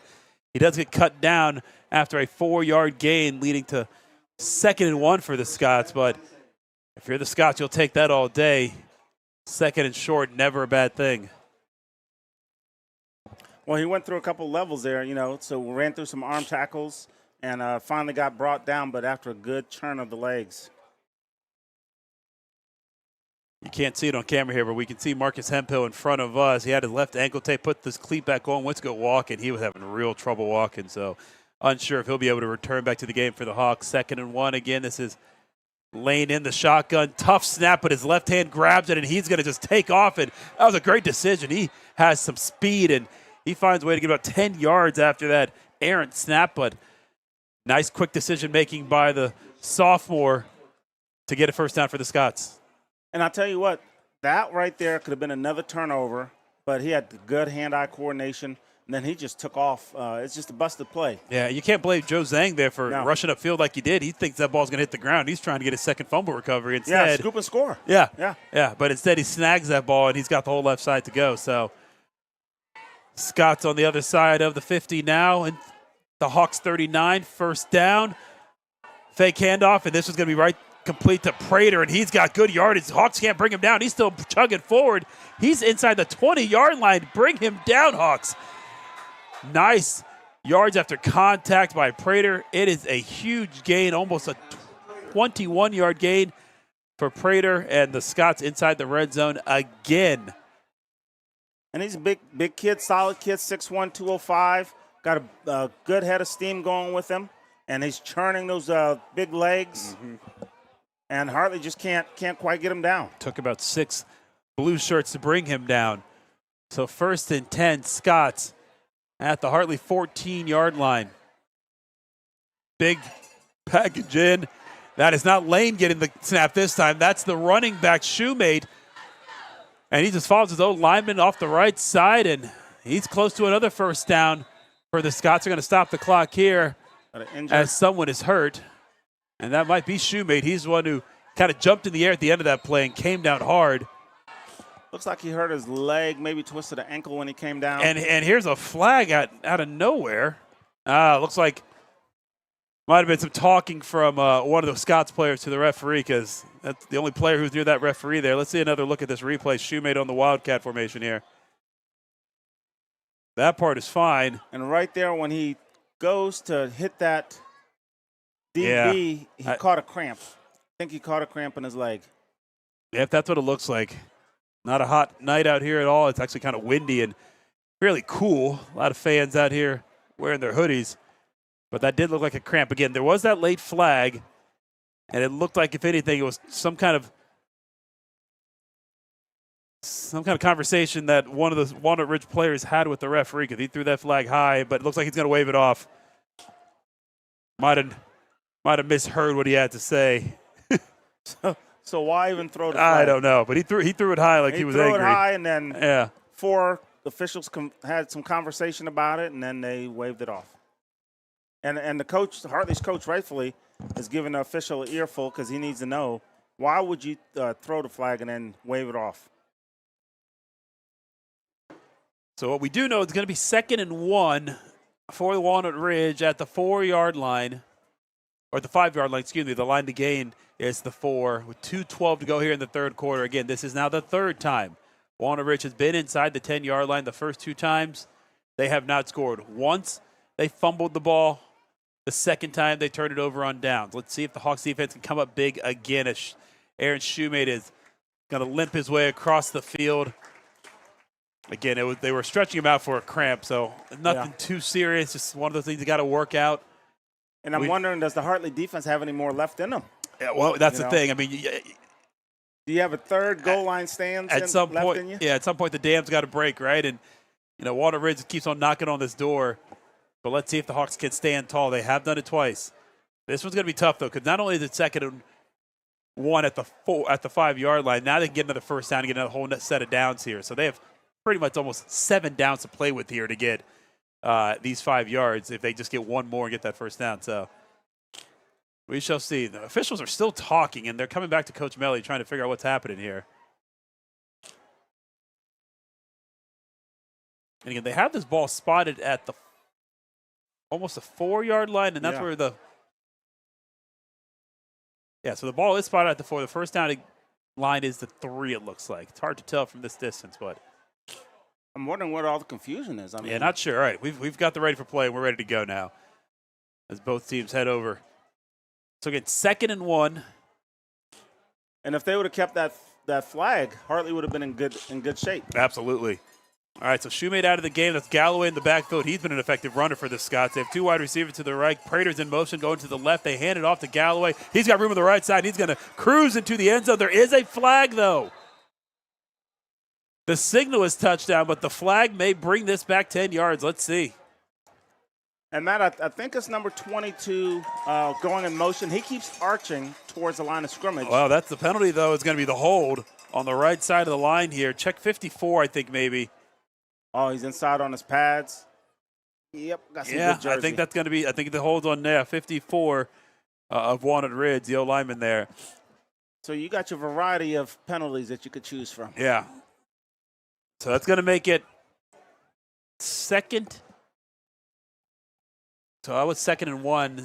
The flag was not at the line of scrimmage, a little up there. So it's going to be about 2nd and 8. As they spot the ball at the 11-yard line again. They need to get to the 3 to get a first down. Obviously, Walnut Ridge thinking more than first down here. They're thinking touchdown. Galloway again in the backfield. 3 wide receivers to the left, 1 to the right. That's Sean Saunders, one of his favorite targets. That's who he's looking for on the right side. Saunders fell to the ground, though, not because of anything the defender did, just tripped up. And so it's going to be an incomplete pass, 3rd and long. And here we go again. Can the Hartley defense stand tall and inside the 10-yard line? And Hartley's defensive back, number 4, still in the end zone. I don't know if he needs this lay down. He's cramping up. He's trying to work the cramp out. But sometimes you just need to go and lay it down and take the injury versus cramping up again in the middle of a play. Yeah, he is stretching his calf, isn't he, on the right side. I will say the play clock is at 12, and they are just now into the huddle, so now it's under 10. Can they get this play off in time? 5 on the play clock, and they're just now getting to the line. 3, 2, 1. It is at 0 there, and there's the flag for the delay of game. Well, they're going to call a false start, actually. It was going to be either or. And either way, it's 5 yards. That's the Hartley crowd coming in, too. They're getting a little into it. The cowbells are going. They're stomping in the bleachers. They're cheering. The defense is feeding off of it. And Walnut Ridge just couldn't get the play in the time. Well, they're getting to the line quickly now, but here's the thing. It's 3rd and 13 now, and they're at the 16-yard line. Got to get to the 3. Prater in motion to the left. The snap goes to Lane. He looks left. That pass is almost picked off. It does get completed, but boy, great pursuit. I mean, great pursuit by Jamari Stokes. Roger Gates was there as well. I thought that pass might get picked off. It was in the air a long time going across the field. And this is their bread and butter play. The guy goes in motion. He goes to go block, actually, and runs a little rub. But Hartley's seen this play probably 4 or 5 times. Now, what Hartley has to be careful of is you see 22 standing in the back of the end zone by himself. I'm sure the coaches for Walnut Ridge are seeing that. They're saying, hey, we're going to run this again at some point in time when we need it. And that 22 is going to slip out. 4th down here. They got to get to the 3-yard line for a first down, and they are at the 15. Gavin Lane, the quarterback, backup quarterback. And we already have a false start. That's going to push them back another 5. The home crowd of the Hawks getting their defense excited and maybe rattling that Walnut Ridge offense. And so yet again, they were at the 4-yard line, and now they're at the 20, going backward. We've seen both teams do this at crucial times, and the Scots are doing it once again, right when they're knocking on the door of a score. And now sometimes that's the crowd coming, right? Absolutely. And your wide receiver can't hear the count and jumps off sides. And it's all because of this crowd. This crowd is saying, hey, look, we're going to try to add some momentum here. All right, here we go. 4th down. 3 receivers to the right, 1 to the left. That's Galloway in the backfield. Lane back to pass, looking deep. He's throwing for the end zone. Has a receiver, LaShawn Sanders, but it's picked off by Robert Lathan. It was number 1 versus number 1, and so number 1 in blue making the big play.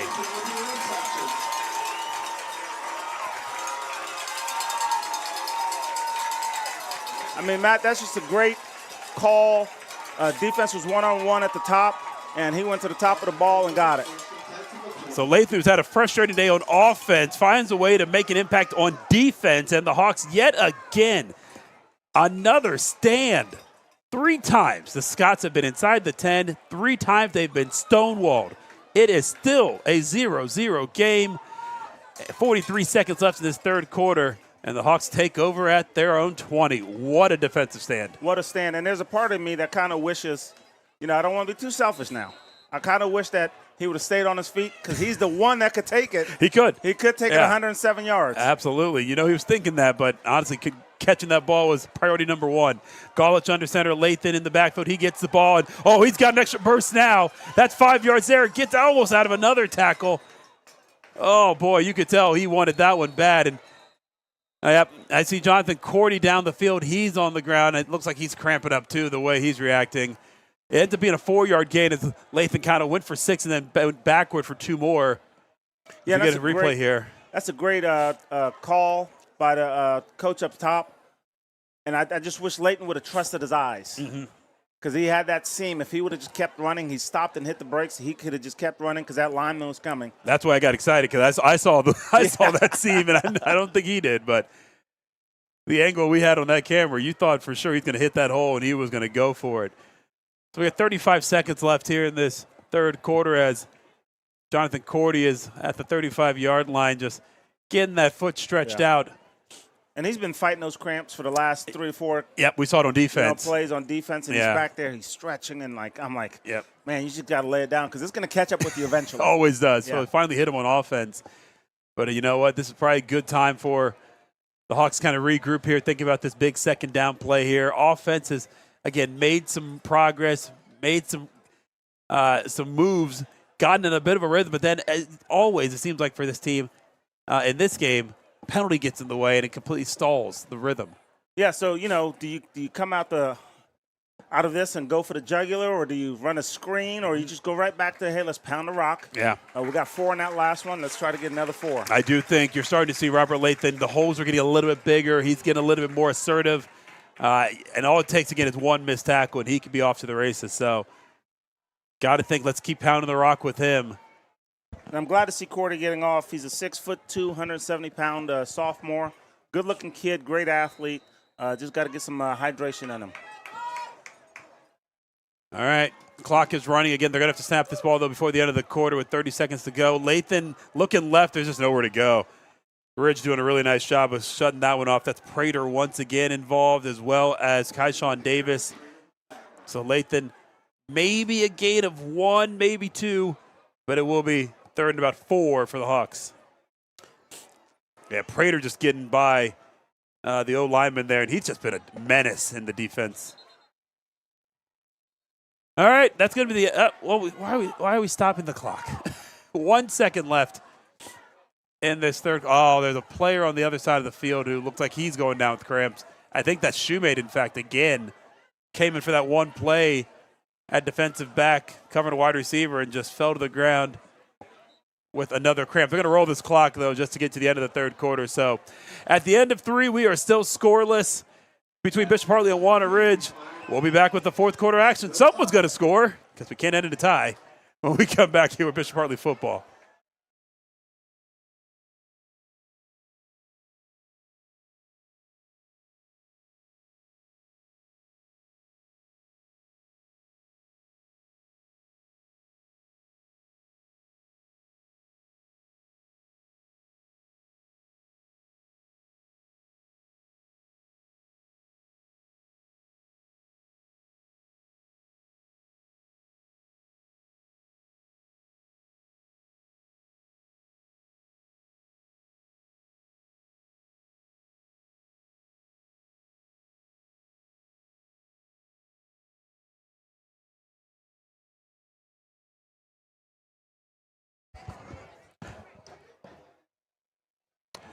All right, we are back at Jack Ryan Field in what has been a scoreless game so far.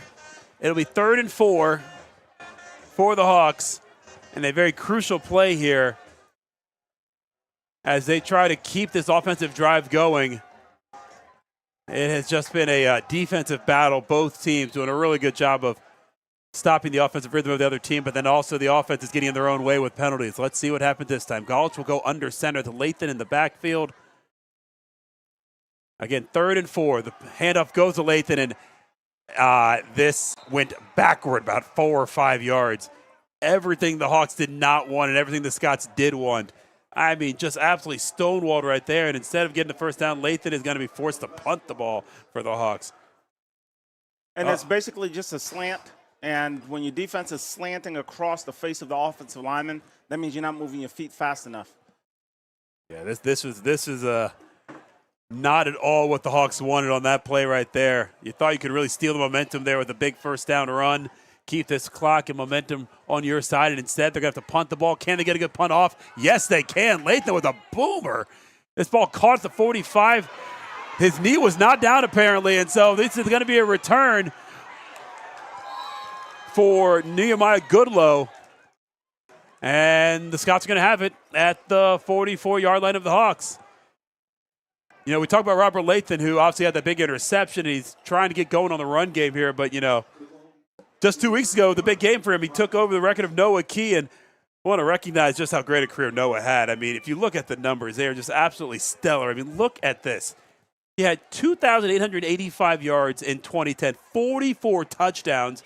You see the career records. That's the one that Robert Lathan broke, the 4,700 yards rushing and 69 touchdowns as well. He was just quite the player, wasn't he? Oh, he was absolutely the player. And what I like most about this is he's David Key's son, but David Key allowed Noah to be Noah. And as everybody knows, David Key has Key body. You go there, man, your muscles will sit right. He didn't force his kid into any of that stuff, and Noah just blossomed as his own person, and he became the athlete that he wanted to become, and it made a difference. And most importantly, he's a state champ, a forever state champion. So I don't know in the history of Hartley, I think we've only had a couple of dads and sons who are both state champs, and I believe that's Noah Key and then the High-Millers. So that, and both of those guys were captains. Yeah. So and the other High-Miller blocked for Noah. So it all works together. Great players, great families, that's for sure. Speaking of great families, the Zhang family, always players on the football field. That with Jay Zhang with the stop of Kaishan Davis there on first down. That led to a loss of 4, and now a second down incompletion from Gavin Lane. So the Hawks defense doing what they need to do to get their offense back on the field and get the momentum back on their side. It'll be 3rd and 15. Tell you what, this Hartley defense has really come to play. If they can only get that same offensive rhythm, boy, this will be a different game. I feel like, in a way, Hartley should be up 10 to 14 points. Field goal at the end of the half, a couple touchdowns that you feel like they could have had if they didn't get their penalties in the way. But this defense has played lights out, stopping the Scots 3 times inside the 10. So now 3rd and 14. Gavin Lane Back to pass. He's got time. He throws it. It's way too high, and it is picked off by Owen Mertz. And Mertz is heading the other way. He's past the 45, pushed out of bounds right there. And the Hartley defense comes up big once again. Another turnover. The third one for the Scots, and the Hawks now with another chance to take control of this game with 10:17 to go. Yeah, and I love the push that they're getting. So they're making the quarterback stay in the pocket and throw the ball, and the ball sails on him. And you got a DB right there to pick it off and go upfield. And now we're at the midfield almost. Yep. And Odin Mertz, who had a great defensive play earlier, knocking down a pass, gets the big interception there. The Scots trying to get the first down through the air with these long pass plays, but Gavin Lane, who's had some good passes in this game, just sailed that one. And Mertz made sure to make him pay for it. So now let's see if the offense can make the Scots pay for this turnover. They haven't been able to do it yet. And number 18, Isaac, has been pretty quiet, so I want to see if something happens. Real quiet. This is the rollout to the right. Wide open. It's Napier. And that's going to be a first down catch for the wide receiver. Nice pitch and catch from Golich. And the Hawks already on first down, getting 10 yards. And here they go. And once again, you got Jake Beatty coming over at the end of the play. Number 7, he says, okay, I'm pass blocking. Now I'm going to go downfield and help my guy out. I'm not going to let him get roughed up. And here comes the big fella in and says, hey, let's move this pile. Get off my guy. Second catch for Napier. He had the big one at the end of the second quarter that almost set up the Hawks for the field goal. That ended up not happening because of a bad snap. Here is the pitch to Ja'Kai Callaway. Gets around the left side, and this is going to be pretty good for his 5 yards. But as you know, what seems like every time the Hawks get a little momentum with a nice play, there's a flag on the play, most likely coming back because of a hold in the backfield. And it's just frustrating to see. Let's see if it's going to be Joe Zhang, 51. It sure is. Holding that D lineman from getting around the edge, and 2 flags on the play because both officials saw it. Yeah, and that's rough. You got some momentum going. Then you try to pop pass, which is safe because if you drop it, it's an incomplete pass. You just couldn't get the edge, and your offensive tackle wasn't quite set with his feet out there. Yeah, and now you're heading backward again. So, again, you get that momentum, 1st and 10. You're trying to, like you said, get that run to the outside. Now you're heading back 10 more yards, and now it's 1st and 20. You're behind the stakes. It's just not where you want to be as we're waiting now for another cramp, it looks like. This is a Hartley player. Can't see who it is from over there. Still might be Cordy, frankly. Yeah. Yeah, it looked like him. He was in a play at the end on that side, and maybe he cramped up on the back end of it. And we know he was dealing with cramps earlier.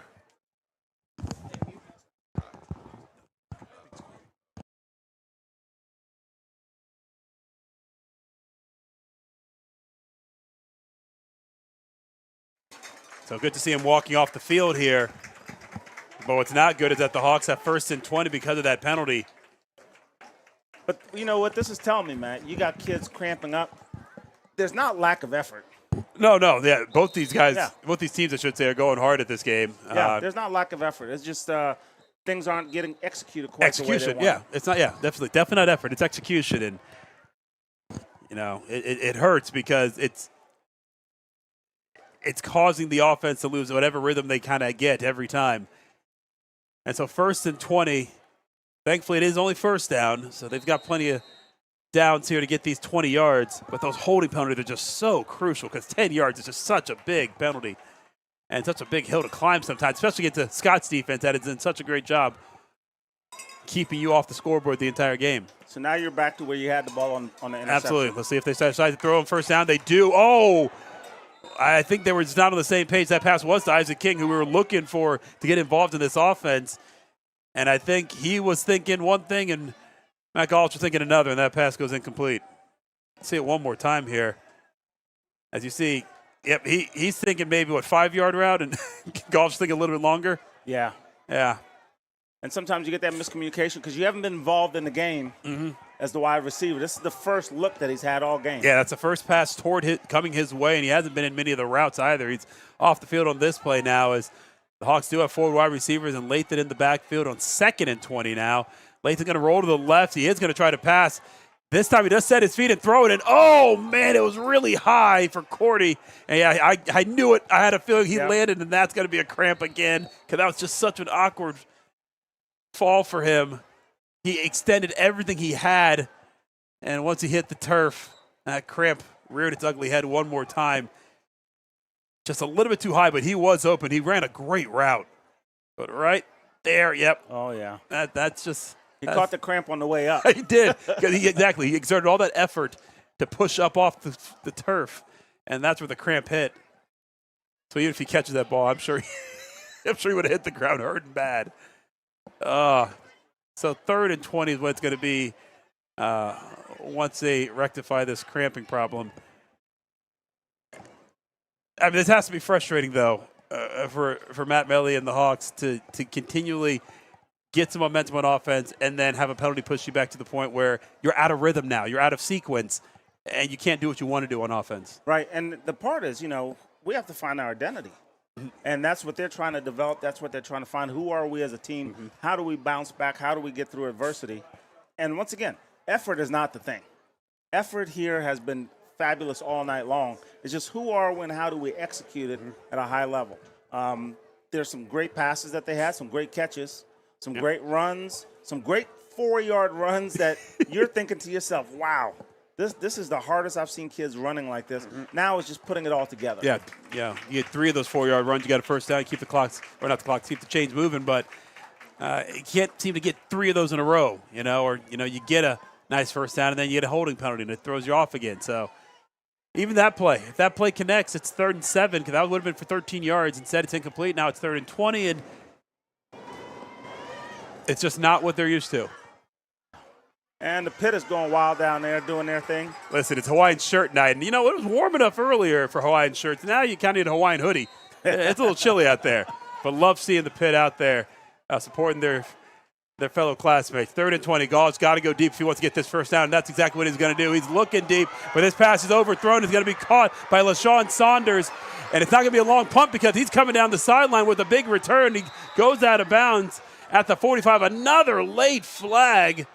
No idea what this could be because it came from a mile away from the official, and there's another flag behind it as well. So I think the official saw the exact same thing, and it will be a block in the back. So it will be Walnut Ridge ball, but they will not have it at the 45 anymore. Yeah, and it's just a basic go route. He does a good job looking left, look off the safety, but you have to fight. If you're the receiver, you got to fight through that. You see the ball is drifting, you got to fight through that. And he thought there was going to be a pass interference, right? So he stopped. The guy gets the pick. Yeah, and now we're coming down the field, and there's block in the back. Stokes cut inside. That ball is towards the outside shoulder. And, you're thinking, worst case scenario, that ball is picked off. Let's get the tackle, and it's a long punt, especially with the punting issues that the Hawks have had. So I guess that would be a great punt. Correct. Yeah, it's not the worst thing in the world, especially now with this penalty. This has worked out for the Hawks because this penalty is going to push them back all the way to the 25. So it works out, but by no means was that the plan. Gall's was thinking, let's complete that pass and get a first down. But instead, first down for the Scots at their 25-yard line. 9 minutes to go here in this fourth quarter, and the handoff goes to Galloway. Helmet pops off from one of the Hartley defenders. That'll be Asher Riley's got to come off the play for one game after what will be a gain of 2 for the Scots. There's a lot of good hitting going on in there. I mean, it's fourth quarter, and these guys are still banging. Defense is doing a great job pushing, lining up here at the defensive end, squeezing down. And sometimes that's what happens. You squeeze down and your helmet pops off. And again, one of the Hawks' best defenders of the night, Marcus Hemphill, out of the game seemingly with some kind of ankle injury. And so now here's the pass from Lane. That ball almost hit the ground, but I guess it did not. And it was caught by Saunders, and he's just ripping through tackles. And that's going to be a great first down gain for the Scots. Hawks could not corral him. Seemed like they could have got him before the first down marker, but instead he gets another 8 or so. Yeah, they took a little pause because it looked like a skip ball, but no, he caught it. He cradled it in, and all the spinning that he does is just, trying to bring him down. Yeah, a lot of arm tackles there before finally, and then you see Jay Zhang trying to rip the ball out and then finally grabs his hips and throws him to the ground. But another good game for the Scots. They have first down and momentum. We have 8:22 to go here in this fourth quarter, and it's the Scots who are threatening to take the lead in this game. This is going to be the running back, Daquan Galloway. He's taken over the running back duties from Aaron Shoemate in this game, and he's looked good doing it. That's going to be another 4 to 5 yards, maybe 6 even, as they spot this ball. Second down for the Scots after a good gain. Yeah, it's a good job by them just pulling that guard out and doing their kick out. That's their bread and butter play, it seems like. And Hartley did a good job adjusting, making him bounce wide instead of running downhill. But it's still good for a 5-yard gain. Gavin Lane, quick pass. That's way overthrown and incomplete. He was trying to find his wide receiver, Nehemiah Goodlow, out of the backfield, and that is going to fall to the ground. 3rd down and 5. A big play here for the Scots and a big play for the Hartley defense, not allowing them to get any more yardage and maybe forcing them to punt here from midfield. It's been like you said, it's been a ball control, field position kind of game, and this is one where you'd love to make them punt it from here and not move up any further. At this juncture, Matt, I don't know if Hartley defense has seen any of these offensive plays. There's no way possible because the variety that they're getting, this is not stuff that they've seen on tape. Probably not.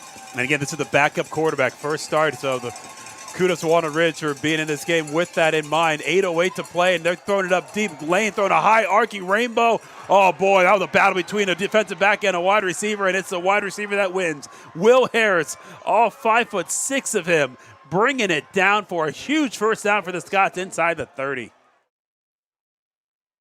Yeah, and it's one of those where your receiver's backing up. We're talking about that. If he's backpedaling, nothing good can happen here, but he ends up making an adjustment at the end and catching the ball and coming down with it. And you know what? I like that no call. Both guys are battling for the ball, him and Javier Napier.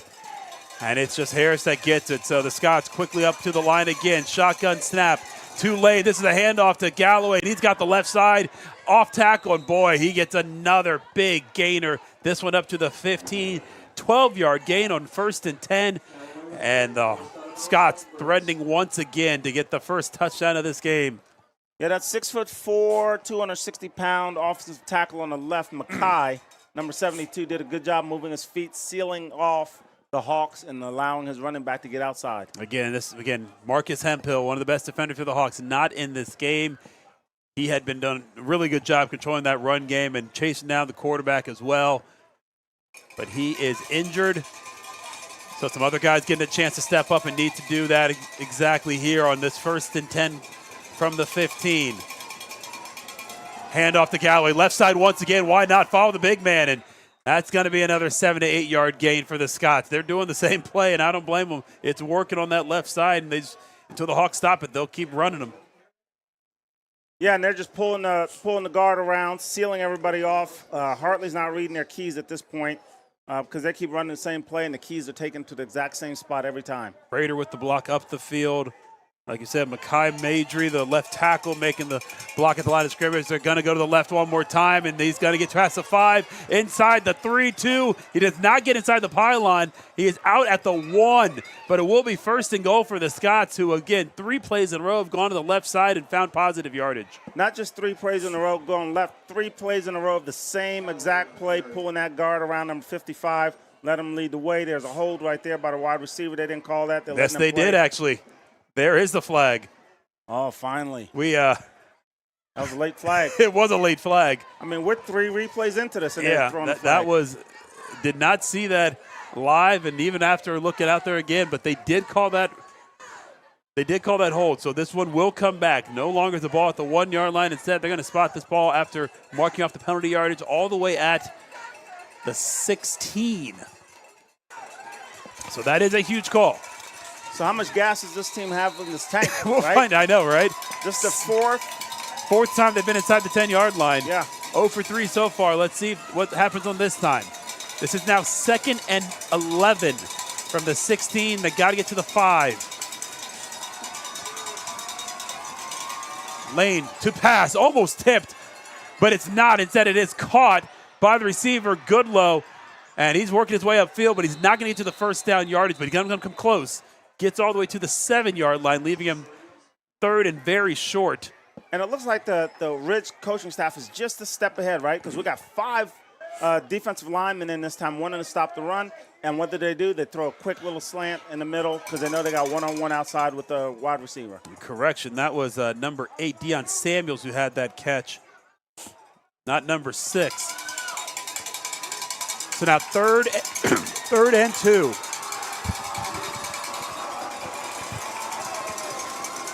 Lane once again in the shotgun. He takes the snap. He hands it off to his running back, and he's not going to get there. Not at all. Galloway stoned Nice job by Zhang as well as Golden. Great adjustment by the defense. They're reading their keys. The left guard pulls. Everybody's firing through their gaps and closing down. So 3 times the Scots have gotten inside the 10. They have turned it over twice, and they turned it over on downs the 3rd time. What will happen this time, and what is a critical 4th and 2? 6-12 and counting in this 4th quarter of a scoreless game, and what has been a defensive battle the entire time. Who wins on this play? It's the big package for Walnut Ridge. They're going Will this be a Wildcat. tush push? It is Wildcat. That's Shoemate in the backfield. He's had cramping problems, but he's going to get the ball. He's got to get to the 5, and it looks like he just got over it. Yeah, he got hit in a hole, did a spin, and that's what got him through. He gets to the 4-yard line. That is a first down for the Scots, and it'll be 1st and goal. They did that Wildcat another time, and it went well. It was called back for a hold. This time, just enough to get 3 yards. He was hit at the behind the line of scrimmage by Napier, but he couldn't bring him down. So now 1st and goal. Another big package. It's Shoemate again in the Wildcat, and this time he's absolutely getting nothing. In fact, he may lose a yard. So Hartley ready for it that time. Going up the middle twice against this defense, not a good call. And it'll be 2nd and goal. And there were about 3 or 4 Hawks in on that tackle this time. Yeah, and this is definitely 4-down territory. Linebacker comes shooting through. Zhang got him by the legs down there, and everybody else followed. So that's a good play by the defense. Yeah. Yeah, Jay Zhang, who missed him the first time, but he slowed him down enough for his brother Joe to come and clean it up. They spread it out this time. He's in the shotgun. Looked like a false start, but they didn't call it. Instead, it's going to be a touchdown. There is a flag, though, and I think it's going to be a hold. Oh, man. Deion Samuels, I should say, is going to get called for a hold despite the job by Will Harris to go right here get at the that bottom top of the pass. screen. Yeah. Watch number 8 here. Right there. They're going to call that a hold on Jamari Stokes. Yeah, usually when you make the block and the guy falls down and you put your hands up, there's a reason why he fell down. You're saying you're culpable for a crime. Yep. Crime this time is holding it at the 10-yard penalty. I'm not even sure he needed to do it because I think Harris had enough speed and momentum just push his way into the end zone, even if he does get touched. So 4:56 left in this 4th quarter. Again, Walnut Ridge has threatened so many times this close to the end zone, and so many times they've been pushed back because of a penalty, and that's what happened again this time. 2 wideouts to the left, 2 to the right. Galloway in the backfield. Lane takes the shotgun snap. He will hand it off to Galloway. He's going to the right side. He doesn't have much over there. The Hartley defense comes up big. That's big old number 50. Ezra Kasai. He had a big sack earlier, and he had a big play here. And that's what you want your defensive end to do. He's engaging and getting off the block. You don't need a chicken fight with that guy at the edge. He's engaging, get off the block, get down the line of scrimmage, make the play. You had Robert come up to take his legs out and cause the ball to roll inside. Yeah, Lathan doing a nice job making him cut inside so that Kasai could finish it off. So now it's 3rd and 12. And by 12, I mean 3rd and goal from the 12. They got to score. 4:10 and counting in this 4th quarter of a scoreless game. Lane takes the shotgun snap, and it's going to be a delay of game. Oh, not watching that play clock. So what was already a tough 3rd and goal gets even tougher. It'll be 3rd and goal from the 17. And I'm telling you, Matt, the crowd here is going nuts. It's causing some chaos for the offense, which is a good thing for Hartley's defense because you need that energy, you need that support. And sometimes that's what happens. You just lose sight of the play clock because you're hearing all the noise. Absolutely. And again, this is the backup quarterback. Keep that in mind. He did not start the first 2 games. So this is his first time really feeling it this season, the pressure and hearing all that noise. And what is a crucial play here from the 17-yard line, 3rd and goal. Lane back to pass. This pass is pretty good, but it's not going to be enough for a touchdown. It's at the 5-yard line is where that ball is caught by LaShawn Saunders. So it's not a touchdown, but it's close enough to make this a much more manageable 4th and goal play. Might have gotten away with a push off there with his left arm. Yeah, he got a little push off. The DB slipped. Lathan slipped back there. We'll say that was a very nice catch, though. It was a great catch. Kept the 1 foot in. And Kind of had to grip that ball with one hand. So does Hartley have it in them for one more stop, 4th down at the 5? We've Play got clock stopped. Yeah, everything is stopped here, actually. It's 3:58 on the game clock. And we have the referee talking to the head coach here on the sideline, unsure what this is about. Oh, there's a hold. There's another penalty, and it's a hold on the Hawks.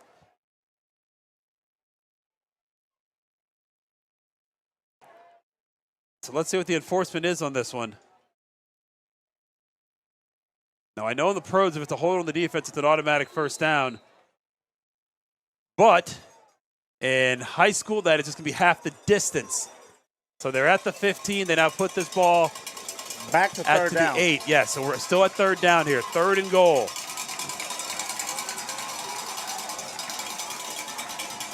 Again, 3rd and goal from the 8-yard line.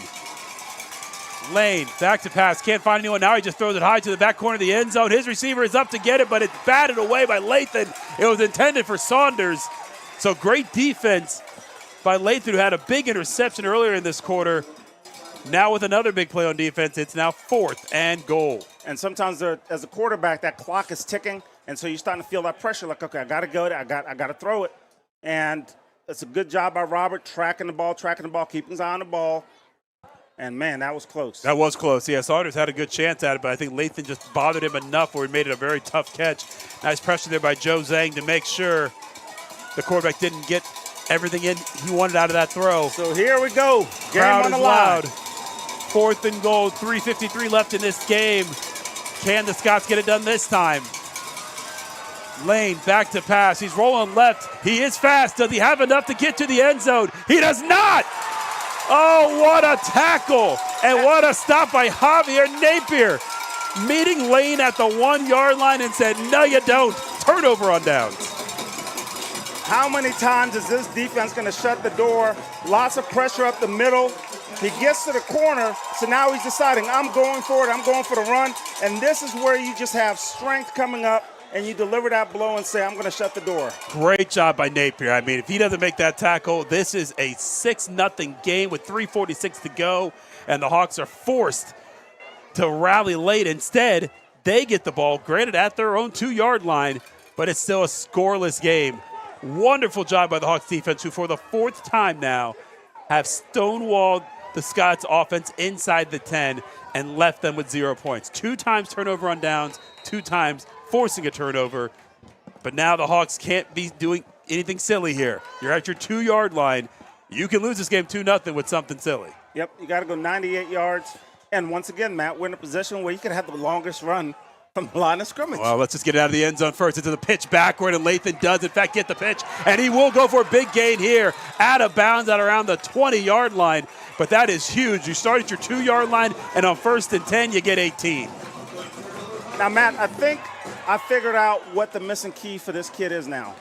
He is used to getting that pitch to the boundary and finding a lane and finding the vision versus getting the ball right up the gut constantly, right? Yeah. So he likes that variety. So I think we have found what the solution is here. Spot the ball at the 19, so 17-yard game for Lathan, who has really been hampered in terms of those big runs he's accustomed to. Great job of the Scots defense holding him in check, but not there.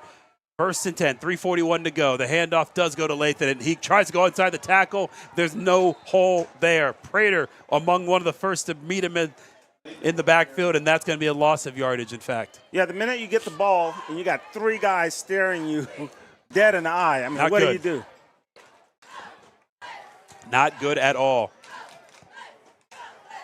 So 3:18 and counting. We'll keep you abreast of the time as we count down this 4th quarter of a scoreless game.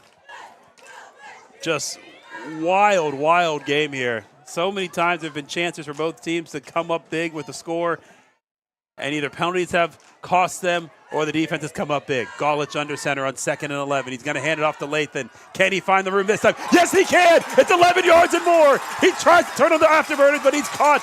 But he's getting his first down at the 47 of the Scots, and the Hawks might finally have broken the dam. He's coming out. He has a cramp, in his hamstring. Well, not only does he have a cramp, we have an injury on the other side at around the 25-yard line. One of the offensive linemen. Can't tell exactly who that is. So Lathan's on the sideline getting a cramp looked at. That is number 55, Corey Anderson, one of the old linemen for the Hawks, who did such a yeoman's job on that play to give him that opportunity for that big gainer. So with 2:49 to play, the Hawks have at least gotten to the other side of the 50, gotten some momentum, but now have two guys on the ground that they most desperately need to finish this game off. And once again, I think, Matt, this is what we said. You got to figure out who you are, right? So now you got guys that have to step into roles on the offensive line, in the backfield with the running back situation. Now you got the quarterback that has to carry the team. But you don't want to get outside of who you are. All right, so it's Lathan, next man up. Lathan is up. Get a little bit of water, working that cramp out. Corey Anderson almost jogged to the huddle. He can't go back in right now, even though he wants to. You can tell. Oh, yeah. He's like, "Get me back in, coach," but you got to take a play off. So I think he'll be back in very shortly. Helmet's on. He's ready to go. Lathan, again, helmet off right now as he's trying to work out that cramp fully. Clock is wound. And with 2:45 and running, the Hawks 47 yards away from pay dirt and a possible second win of the season. Even less yards if they just want to try to get a game-winning field goal. But right now they're thinking 6. So Lathan is out. The pass is incomplete. That will stop the clock at 2:28, though, as Corey Anderson rumbles his way back in there. Great to see the big man back in after one play off. And if you're going to have an incomplete pass, this is probably the best one to have, right? You're throwing it outside where only your receiver can catch it on the out. Yeah, that was a pass to Isaac King, the intended receiver. It's a little bit too far outside for him to catch, and he's got a big frame. You're talking about guys 6'1", but he's got arms that are much longer than that. I think he has a 7-foot reach. Yeah, he had a his catch wingspan. week 1 that was unreal. Shotgun.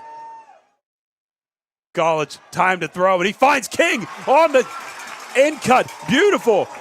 I thought he was down, but they're calling it a fumble. Let's see what happens here. They're going to stop the clock at 2:20, and it is going to be Hartley ball at the 30-yard line.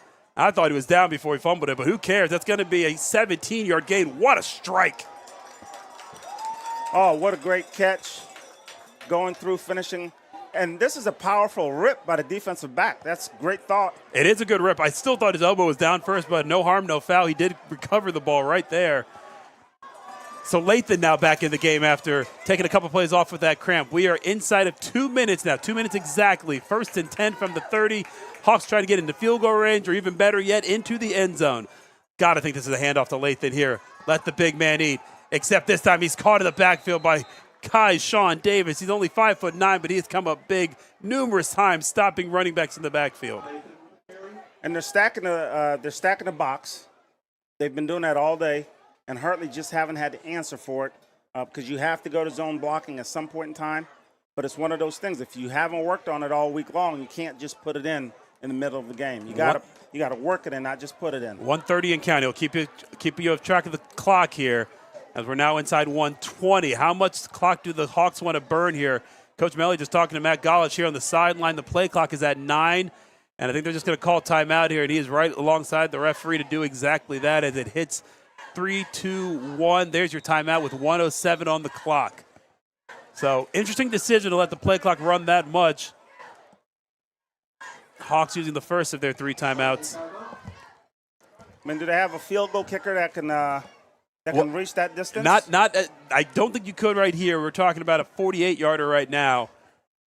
I would think you'd want to keep as much clock as possible because you never know. I mean, with the way penalties have played a role in this game, one penalty pushes you back. You wish you had that time back. So that's right.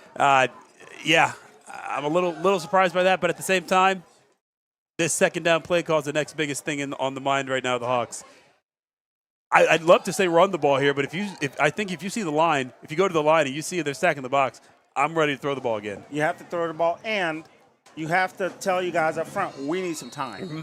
We can't let them through as a sift. We need some time. Yeah, give Golich some time. It's nice to see Isaac King getting involved in this offense now. I hadn't really seen anything from him in the first 3 quarters, and now in this quarter, he's been targeted 3 times, and he had that big catch there. And he's an explosive weapon, good-looking kid. I completely agree. Long arms, got some good speed. Love to see him get more targets, and this could be the chance for him to come up big in this 3rd game of the 25 season. 2nd and 11, 1:07 to go again. Gaulett's in the center. He is going to pass. And he's going to find Lathan in behind the line of scrimmage, and he's not going to – he's making me look silly. He's going to get past the line of scrimmage and find positive yardage, and better yet, get out of bounds and save some clock. Gets to the 25-yard line, so that'll make it 3rd and 5. And that's a pure veteran move right there. That's a kid that has a lot of football under his belt. He understands the situation. I got to make this guy miss. Ooh, great stiff arm. Great stiff arm, get him down. And then I know I got to run to the sideline, get to the sideline so I can get out of bounds. He's been in this situation many playoff games, so he understands it. Yeah, I mean, the Hawks have 2 timeouts, could have easily taken one there, but why take one if you can just get out of bounds? So 58.6 seconds to go now. 3rd and 5. Hawks would love to get a first down here, be able to really milk this clock and obviously get this thing even closer to the end zone. They are going to hand this one off, and this is going nowhere. Oh, Roderick Gates stopped behind the line. Clock running at 50 seconds. It is finally stopped at 49. That will be a Hartley timeout. No, excuse me, a Walnut Ridge timeout. Yeah. So that'll be their 2nd timeout that they've used in this half. And this will force the Hawks to make a big decision. I would think where they are on the field, you're absolutely going for this, correct? Leaving Ridge the ball at the 25 isn't that big a deal. You would have to. I mean, unless you pooch punt it to get them down to the 10. I mean, what are we talking Absolutely. About here? What do you think about that play call, 3rd down run with Gates? I'm more disappointed in the blocking. Good call, but when you got 4 guys in your face the minute you get the ball, and your offensive linemen are back looking at you get tackled, that's not good. Yeah, you want that killer instinct from that line, right? This is the time where you got to win this game. You want to put it away, beat them up in there, and didn't happen on that play. But again, another opportunity for the Hawks. Both teams have had their opportunities to get that first score. And now the Hawks with maybe the last best chance here in regulation. Again, 49 seconds to go. Lathan is in the backfield this time. They did jump, and there is a whistle. Well, here we go. You got. So it'll be 4th and 1. 4th and 1. Do you have enough up front? Yep, they're marking it off. Sorry, so we have 4th and 1 here. And that is the right call. And I love it when the big guys get excited because they had to hold their water the whole time and not jump. And that takes a lot. And especially when you're playing on the turf like this, you don't have grass to hold on to. Back in the day, we'd say, get a fistful of grass and just hold on so you don't jump. That's a lot of good concentration going on. Sure is. So 4th and 1 now at the 21-yard line. Got to like your chances here now. Just pound the rock. Whether it's handed off to Zhang, the up back, maybe Lathan with the block from Zhang. Let's see what happens as Gauletz goes under center. He will pitch it to Lathan. And he bobbled the ball and went to the ground. And it's going to be a loss of yardage and a turnover on downs. Oh, you wonder if the pitch play was the way to go because 1 yard and had to get about 5 of them once he catches that ball, and that never was a clean catch on the pitch. And I like the concept. They had him. The coach had a good play call. They had the seal, and that's the traditional Hartley. Let's go to the boundary. It was great. They had him outmaneuvered. It's just the execution, right? Yeah, that pitch was on his left shoulder. It needed to be more to the center of the right shoulder where momentum was taking him. Yep, you got to lead your running back with that pitch. And he did have blockers in front of him. He had Zhang and a couple O-linemen that looked like getting the yard was going to be easy. I'm telling you, he probably would have had a good 15 out of it. Yeah. Well, 46 seconds to go. Ball is at the 26-yard line of Walnut Ridge. How aggressive do they want to get with one timeout, or do they just play for overtime? No, they're going. It seems like they are. Coach Traylor has not been shy at all. Hartley has 2 timeouts for what that's worth. Gavin Lane looking back to pass. This is not a great throw, but it's going to work out. Prater right under that rainbow, and the pot of gold is caught by him. There's a flag as well thrown by the referee, 2 of them, and a fumble that the Hawks say they came away with. And the referee say they do have the ball. A lot to sort out here, though. We have two penalty flags, a fumble after a great catch, and 34 seconds on the clock of what is a scoreless game in the fourth quarter. It is absolutely Hawk ball as of now, but let's sort out the penalties. And Hartley is celebrating like. And this is Prater, who's just working for more yardage. He's done this before, but this time they rip it out while he's going forward, so it's absolutely a fumble. That Johnny on the spot Zhang again?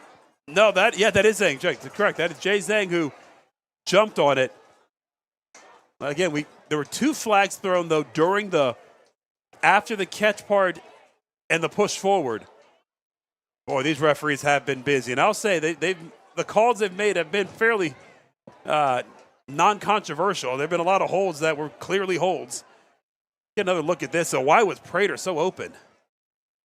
And like you said, it was a rainbow throw. Good pressure by Price up front. Hey, I guess he was open because of an underthrow. Yep. You're not really expecting that if you're the Hawks.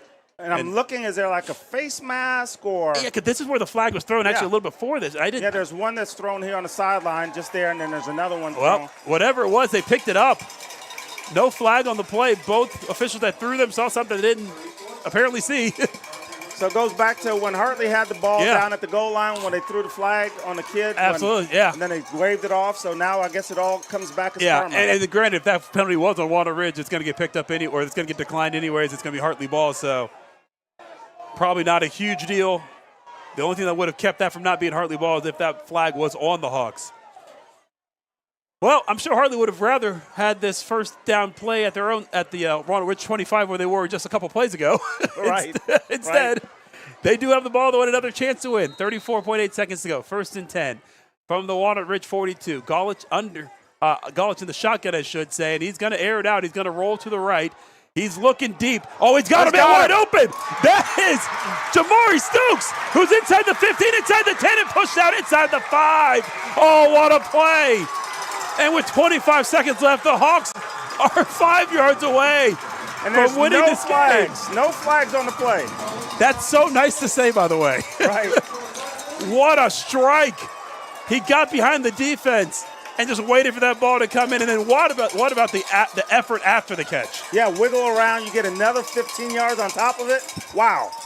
Yeah, could have easily just fallen down or gone out of bounds, but he got more yardage, and they need all the yardage they can get. They spot the ball at the 7. Now, my question, Matt, do they have a field goal kicker that could kick this? The hope right now with 2 timeouts, you don't have to worry about it. But I do think from this distance, yes, Brady Newsome is good. He's been looking good on extra points from this distance.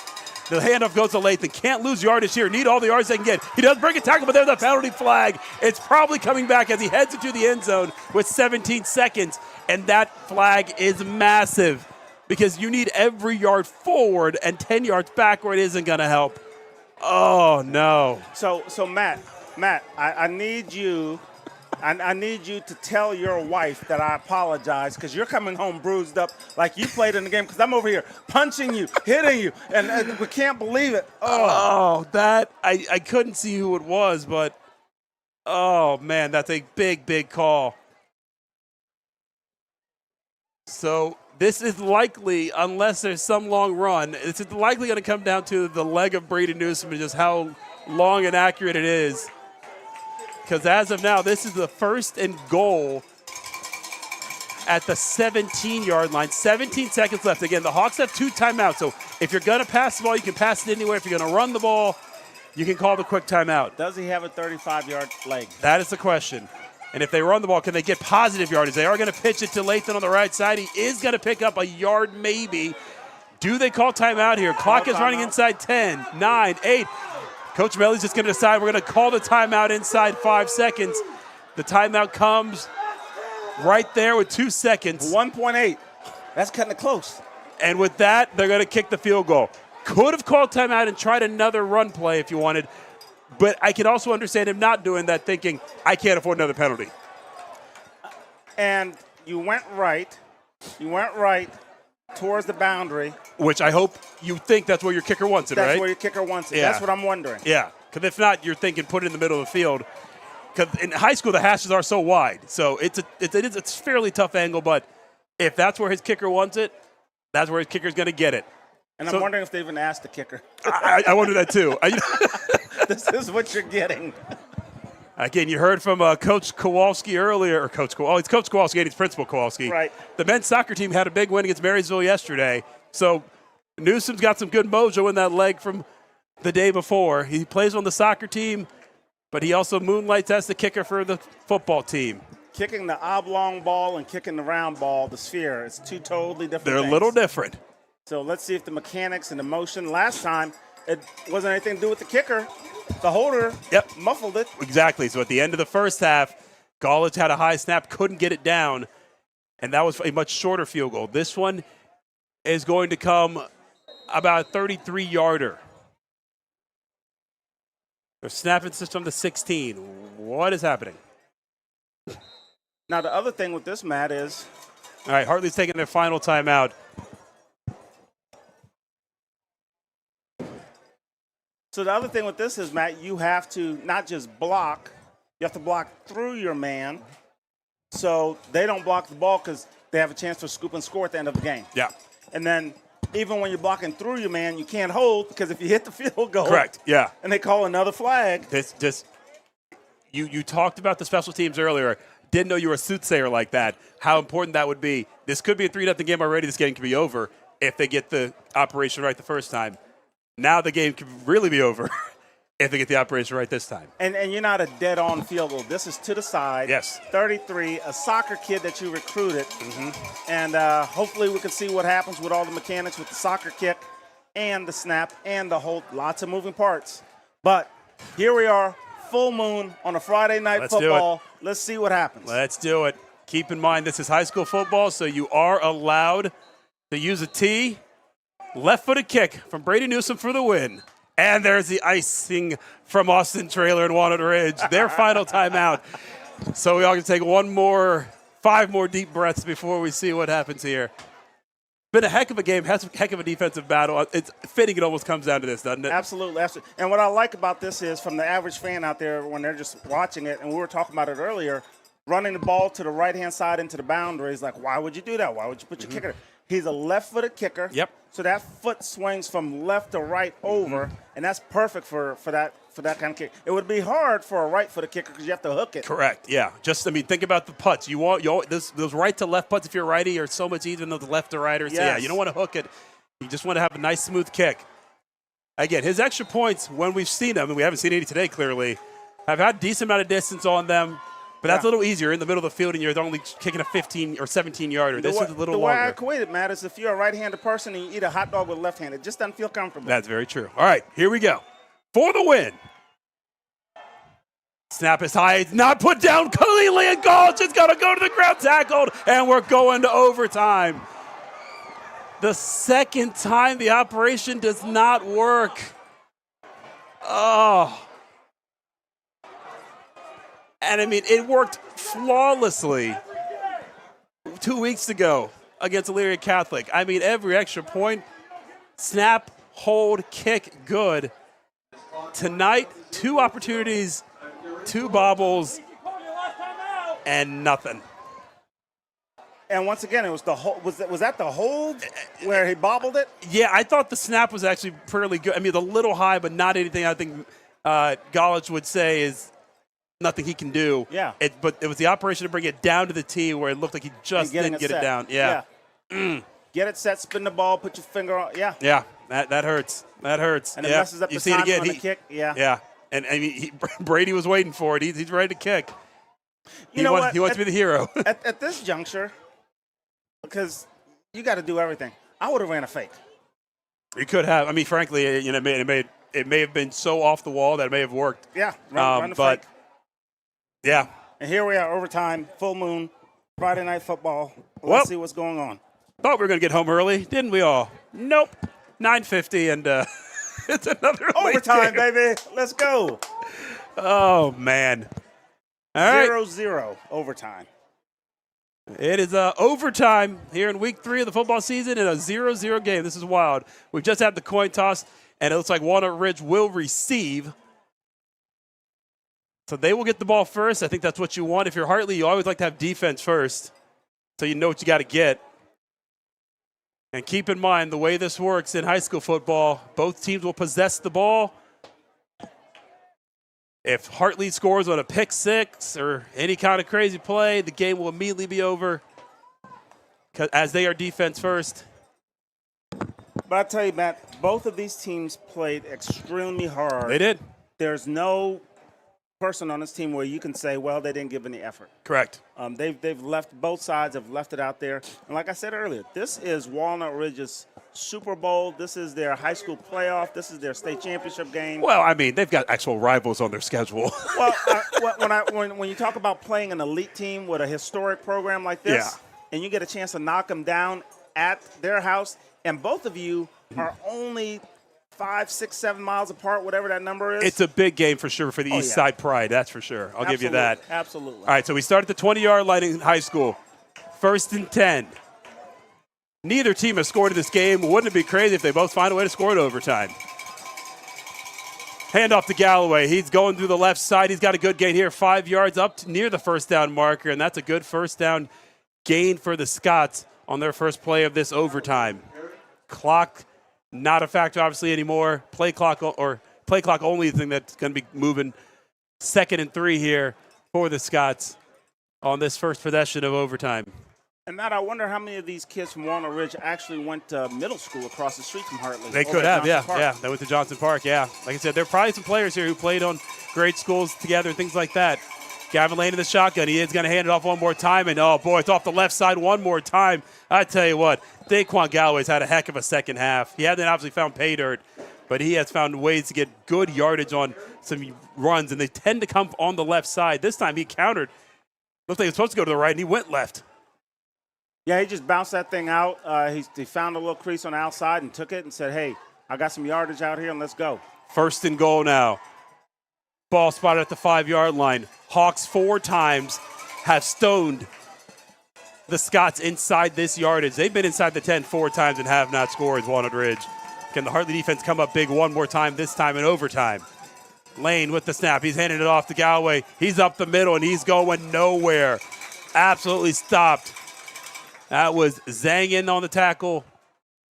Maybe a couple others. 2nd and goal.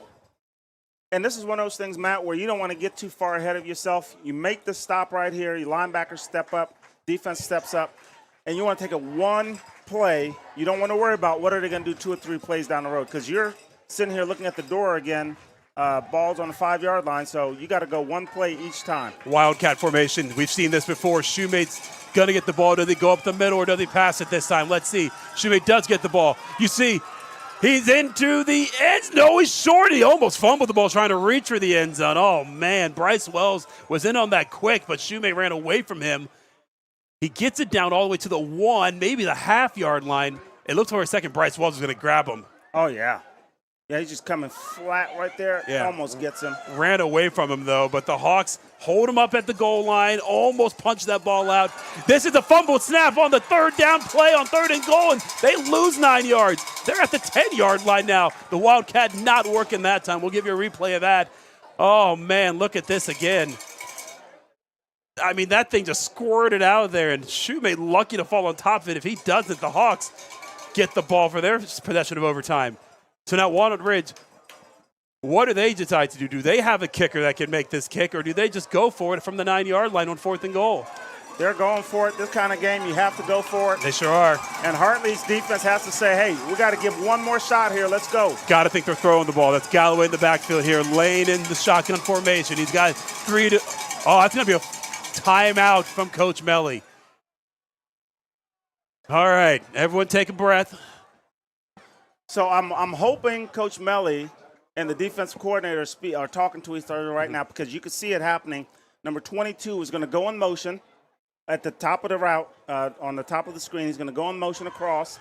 They're going to fake the little bubble screen. 22 is going to slide out towards the corner. So I'm hoping that they're having that conversation, because he did that before and he was wide open. So you're thinking pass here. Got to go pass. Okay. And I'm saying go to 22. Okay. If he's open. Yeah, of course. Yeah, if he's open. And we'll see if they run the same play now. I mean, obviously, by seeing that action, they may change the play now.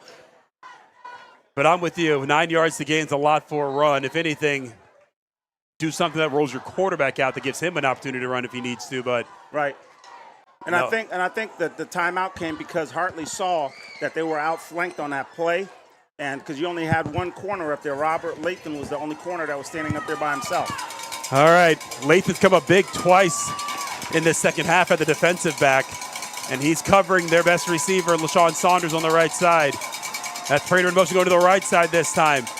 I think they just flipped the play, whatever it was. Lane trying to find somebody. He's got nowhere to go. Now he's rushing to the outside. He's past the line. But Lathan picks it off anyways. Oh, my God! Oh, man. There is a flag on the play, but it's going to be a hold on Walnut Ridge. Decline that Hartley ball, and they can win it in their offensive possession. This is why you do box squats in the offseason. This is why you work on your explosion. Right here, it is a touchdown. No, sir. I tell you what, here's the thing. I thought he was across the line of scrimmage. He actually let that go right before he did. But if he floats that pass, it's an easy touchdown to Saunders. Robert Lathan says, I'll show you my vertical, and snatch it away. So that's the second pick he's had in this game. So as much of an impact he always makes on offense, it's his defensive impact today that is really making a difference. Yeah, and as that quarterback, you're like you said, you're scrambling. You know where that line is, and you're like, oh my God, I'm getting close to that line. I got to throw it, and then he throws it, right? So it's this, oh man, what a play! Fantastic play. And again, the way this works now, Hartley gets the ball at the 20-yard line. They'll get 1st and 10 there. Obviously, now a field goal wins this game. Wait a minute. We've seen how that's gone. Wait a minute. So I think you're playing for It's 4 downs. the touchdown. I completely agree. Yeah.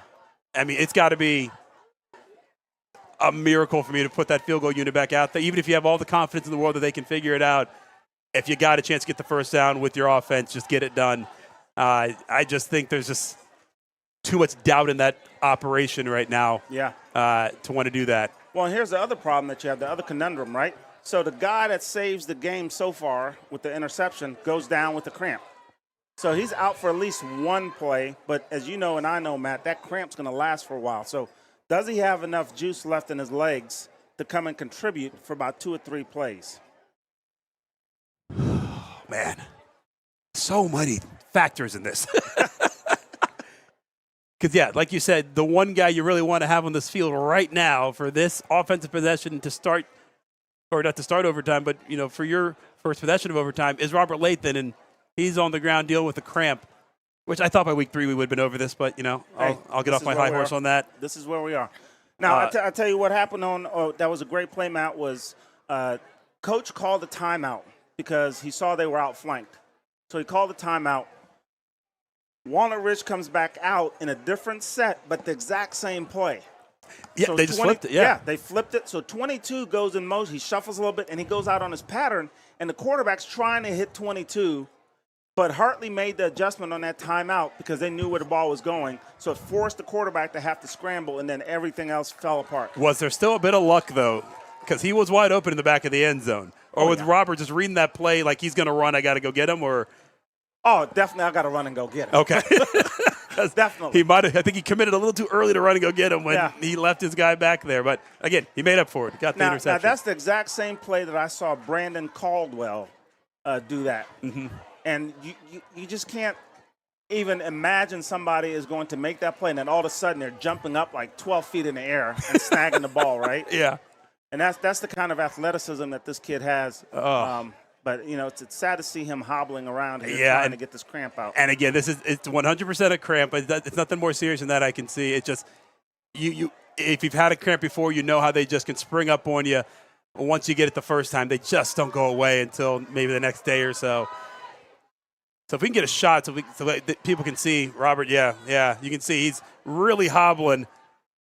Again, it is a cramp. They were stretching him out. It's just – you can't put pressure on that because that thing just pops. It just pops right in, yeah. So I got to think Hartley's going to be without him for this possession. Maybe he can be good if they don't score here and come back, but right now. But once again, it's your identity, right? Yep. Next man up. Who are we? What do we do? What do we stand for? How do we execute at a high level, regardless of who the dogs are in the fight? All right, here we go. What a fun game this has been. Got Jamari Stokes down. That's a lone wide out to the right side. That's Jay Zhang in the backfield as well. But, they're going to fake this. They're going to throw to Stokes. He's got a chance to catch this one, but it's incomplete. A little overthrown by College.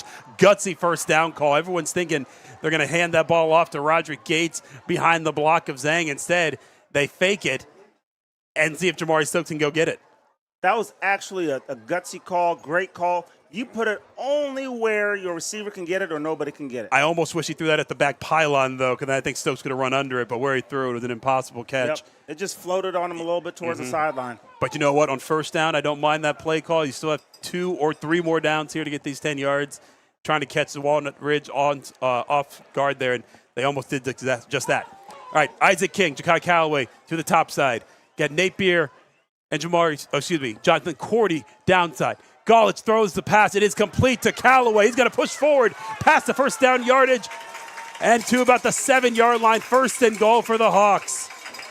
Now, Matt, is drop kicking a ball for a field goal still a thing? Because they could try that, It right? is not, and we're not talking field goals. We're talking touchdowns now. You have to. Great pass and catch by Callaway. And finishing it at the end. Yeah, we've seen that a couple times from Hartley receivers. Push forward. Don't just fall down. Try to get that extra yardage. Hold on to the ball, of course, but get the extra yardage. I want to see big Isaac King down here at the bottom run a fade. Well, that could happen. They've got all that room to go to the right side here if he wants to float one up, but it is going to be Roderick Gates in the backfield, and they're going to hand it to him on the counter. Absolutely nothing. Great job once again. I tell you, Keyshawn Davis is a player. He's a player. He came to play tonight. I sound like John Gruden saying that, but he's a player. No, he came to play tonight, 5'9", 175 pounds. Ooh. But he got a lot of dog in him. He does. I mean, he's so small, and he's cut down how many running backs in this game? Yes. Really impressive. That will be a loss of 3, though. So the ball spotted at the 10, second and goal.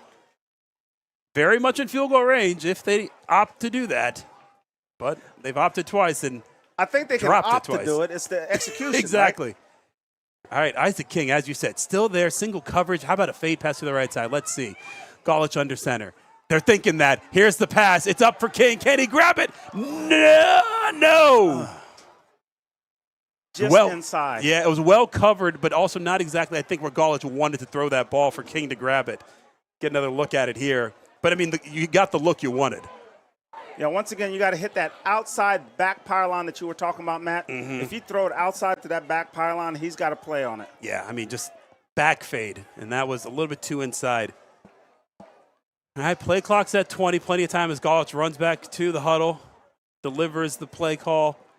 Again, Robert Lathan is still dealing with cramps. He is standing and kind of walking a little bit better than he was on the sideline, but he's not going to be in on this play for sure. Play clock now at 5. Hawks have already used their timeout for this overtime. Got to snap it. 2-1. Golich is going to throw it again. It's a fade pass to King one more time. Can the big man grab it? No. No flag? No, there is one. I thought there should have been. And there is. Defensive back with a little handsy this time. And that'll be first and goal for the Hawks. King's a lot to deal with there. Golich got hit as he threw that ball, too. That's why it was so short. And I think that's why the defensive back kind of got caught off guard there as King was working back to the ball. Yeah. And then what I like about this kid, King, he's got those long arms. You know, just get the ball in range to him somewhere. Yeah. Have him make a play. And even if he doesn't catch it, he's a heck of a DB because he's forcing the defensive back not to catch it either. And the defensive back that's on him, again, King's listed at 6'1". He's got a longer reach than that, clearly. Oh, absolutely. He's just got long arms, long limbs. But the defensive back looks like he's about 5'9", 5'10". He's got some size on him, so take advantage of that. All right, that penalty moves it from the 10 to the 5. Again, this should be, I think it's actually third down. I forgot. It's not automatic first down in high school, so third and goal from the 5. And they are going to hand it off to Gates. Can he get through? He's into 3, the 2. There's a flag on the play. Expect this to be a hold as Gates does run into the end zone, or they're calling it a fumble. There's a lot happening here. Again, nope, they've caught him down at the 1. But let's see if there is a hold. In fact, yeah, this right there. Yep. Kind of turn. I think that is when you're James Terry. When you're landing on the defender's back as you're blocking him, they're going to call that every time. Yep. I think that was James Terry that held him there. And that's just moving your feet. That's getting in good position, having your hips in the right position. Correct. It's all technique. So that'll bring it back to the 15. Is third and goal from the 15-yard line. Robert Lathan was walking into the field, and he is still in there. Yes, all right. So He's not walking 100%, but the senior running back wants to be in the game for this big play here.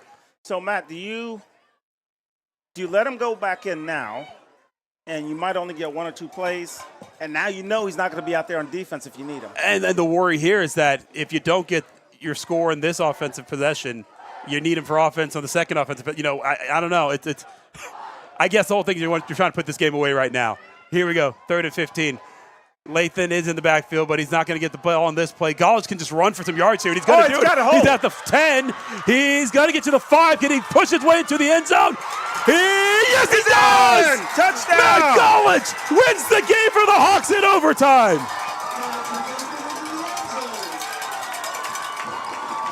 No flags? No flags. Just ecstasy here at Jack Ryan Field from the Bishop Hartley fans. Matt Gollage had nowhere to throw the ball. He saw he had enough green grass, and he ran it in for the end zone. Oh, man. What a game, what a game, what a game. Final score 6-0, and it comes down to the final play of the game. And it's got to feel good for him after the bobbled snaps on the field goal to put the team on his back and win the game that way. Unreal stuff. Oh, absolutely. And this is the stuff that you'll remember for the rest of your life as a high school kid. These kind of games makes a difference. It builds character. Now, was it sloppy? Yes. Was it what you wanted? No. But you have an opportunity here to put the team on your shoulders and say, look, my running back is down, but I'm going to do the best that I can do to show my off-season workout. And the program, and his foot barely slid out of bounds, but he crossed the line of scrimmage. And here's the thing, there's no instant replay in high school football. Maybe with some more camera angles than in an NFL stadium, we see that foot was out before the ball hit the pylon, but you only get one look in high school, and that was it, and the referee put the 2 arms up. What a finish. Oh, man. And I tell you what, I am beyond proud of the young men that were out there playing today. Both teams, absolutely. Both teams. Walnut Ridge came. They fought hard. They played hard. Great plan. I mean, they executed really, really well. Great job. Hartley came and responded when they needed to respond with their defense. Yeah. I have no words for how great of a game that was. I mean, normally 6-0 games, you're thinking, boy, not much happened. A lot happened in that game. Some turnovers, some great defensive plays, some big offensive plays as well that just got beset by penalties. But in the end, it's the Hawks that come out on top of this classic at Jack Ryan Field. They moved to 2-1. They'll be back home here next week. Walnut Ridge falls to 0-3, but boy, they should feel proud of their performance. I got a feeling they're going to have a great rest of their season if they keep playing like that.